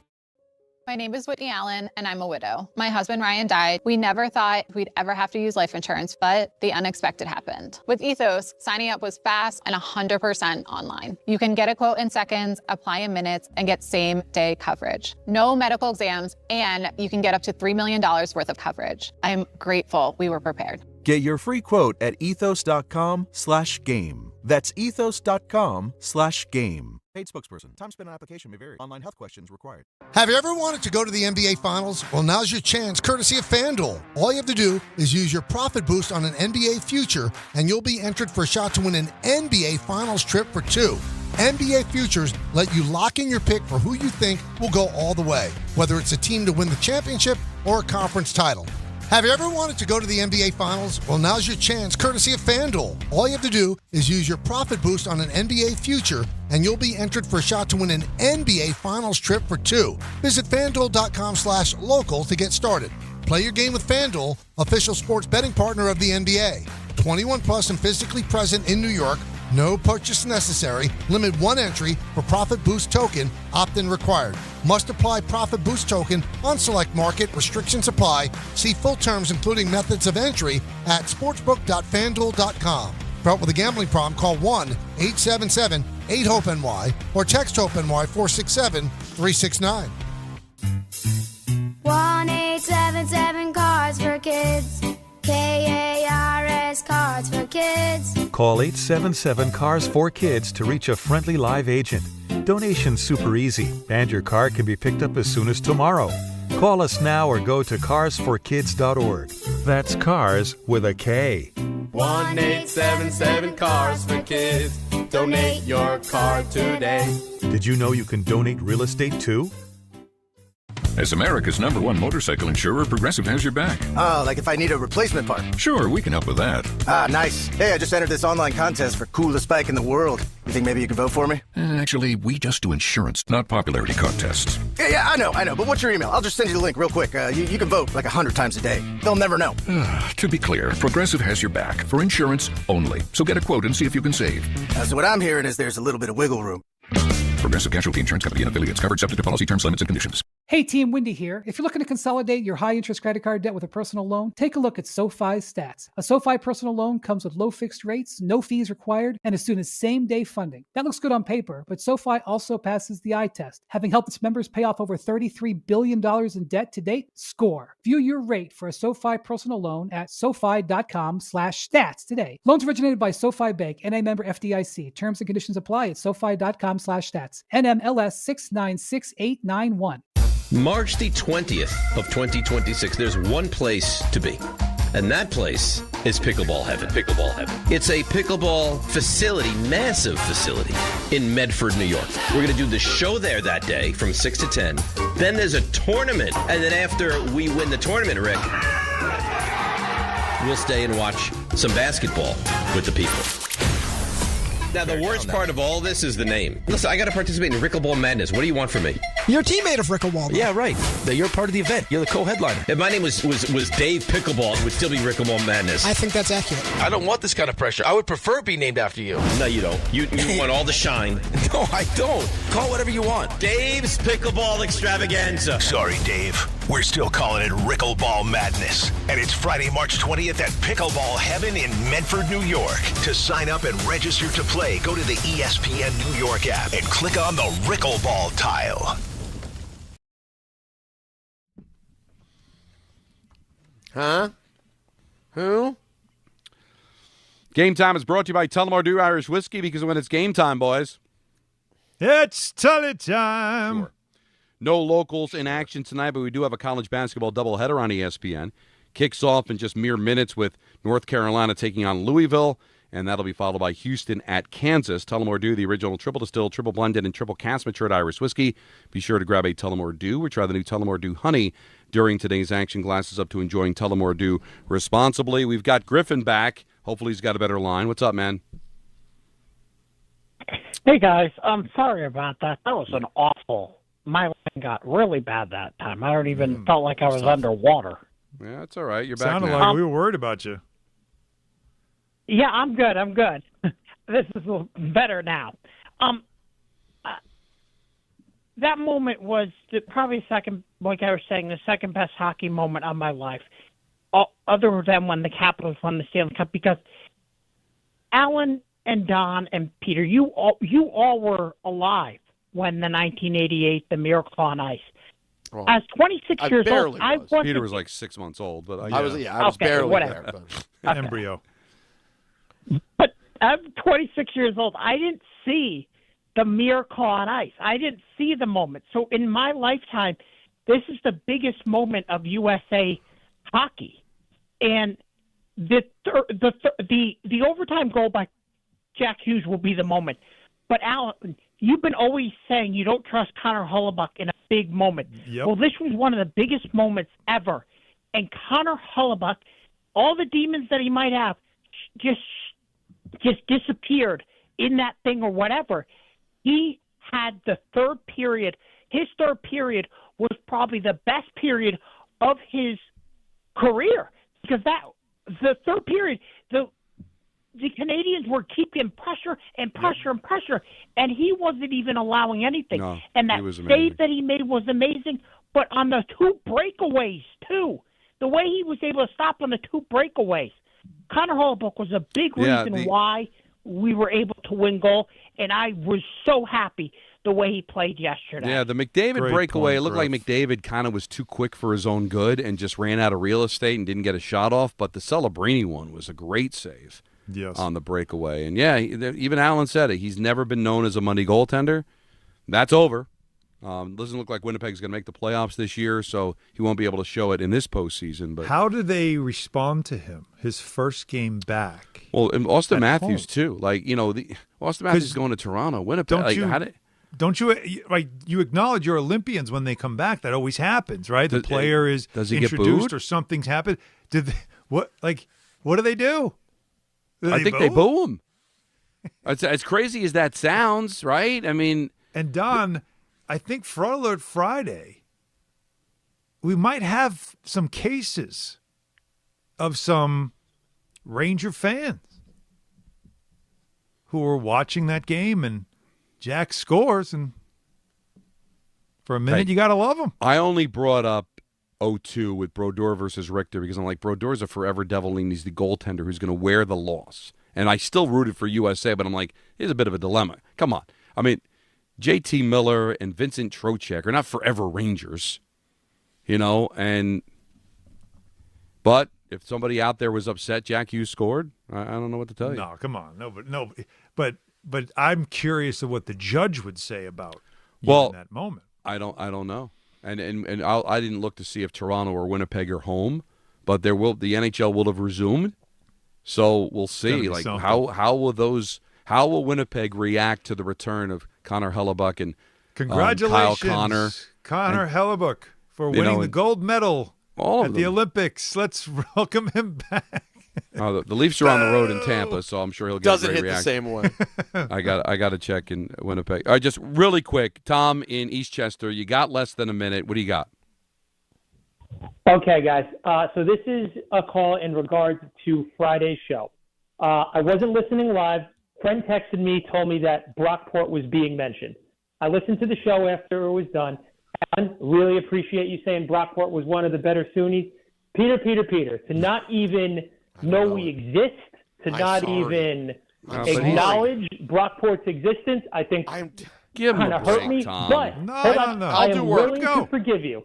Tom. I am willing to forgive you. Okay. If you can tell me, there are 2 ESPN New York radio personalities who are Brockport alum. Wow. If you can tell me who at least one of them is, Carlin, I can forgive you. No, Tom, it's not Carlin. It's not Carlin. One of them used to work with us, Peter. Yes. Really? And yes. That to me is troubling that you can't remember. All right, Tom. Thanks for the call. We got to go. Who? RJ Santillo. Really? Oh. Talk to you tomorrow at 3.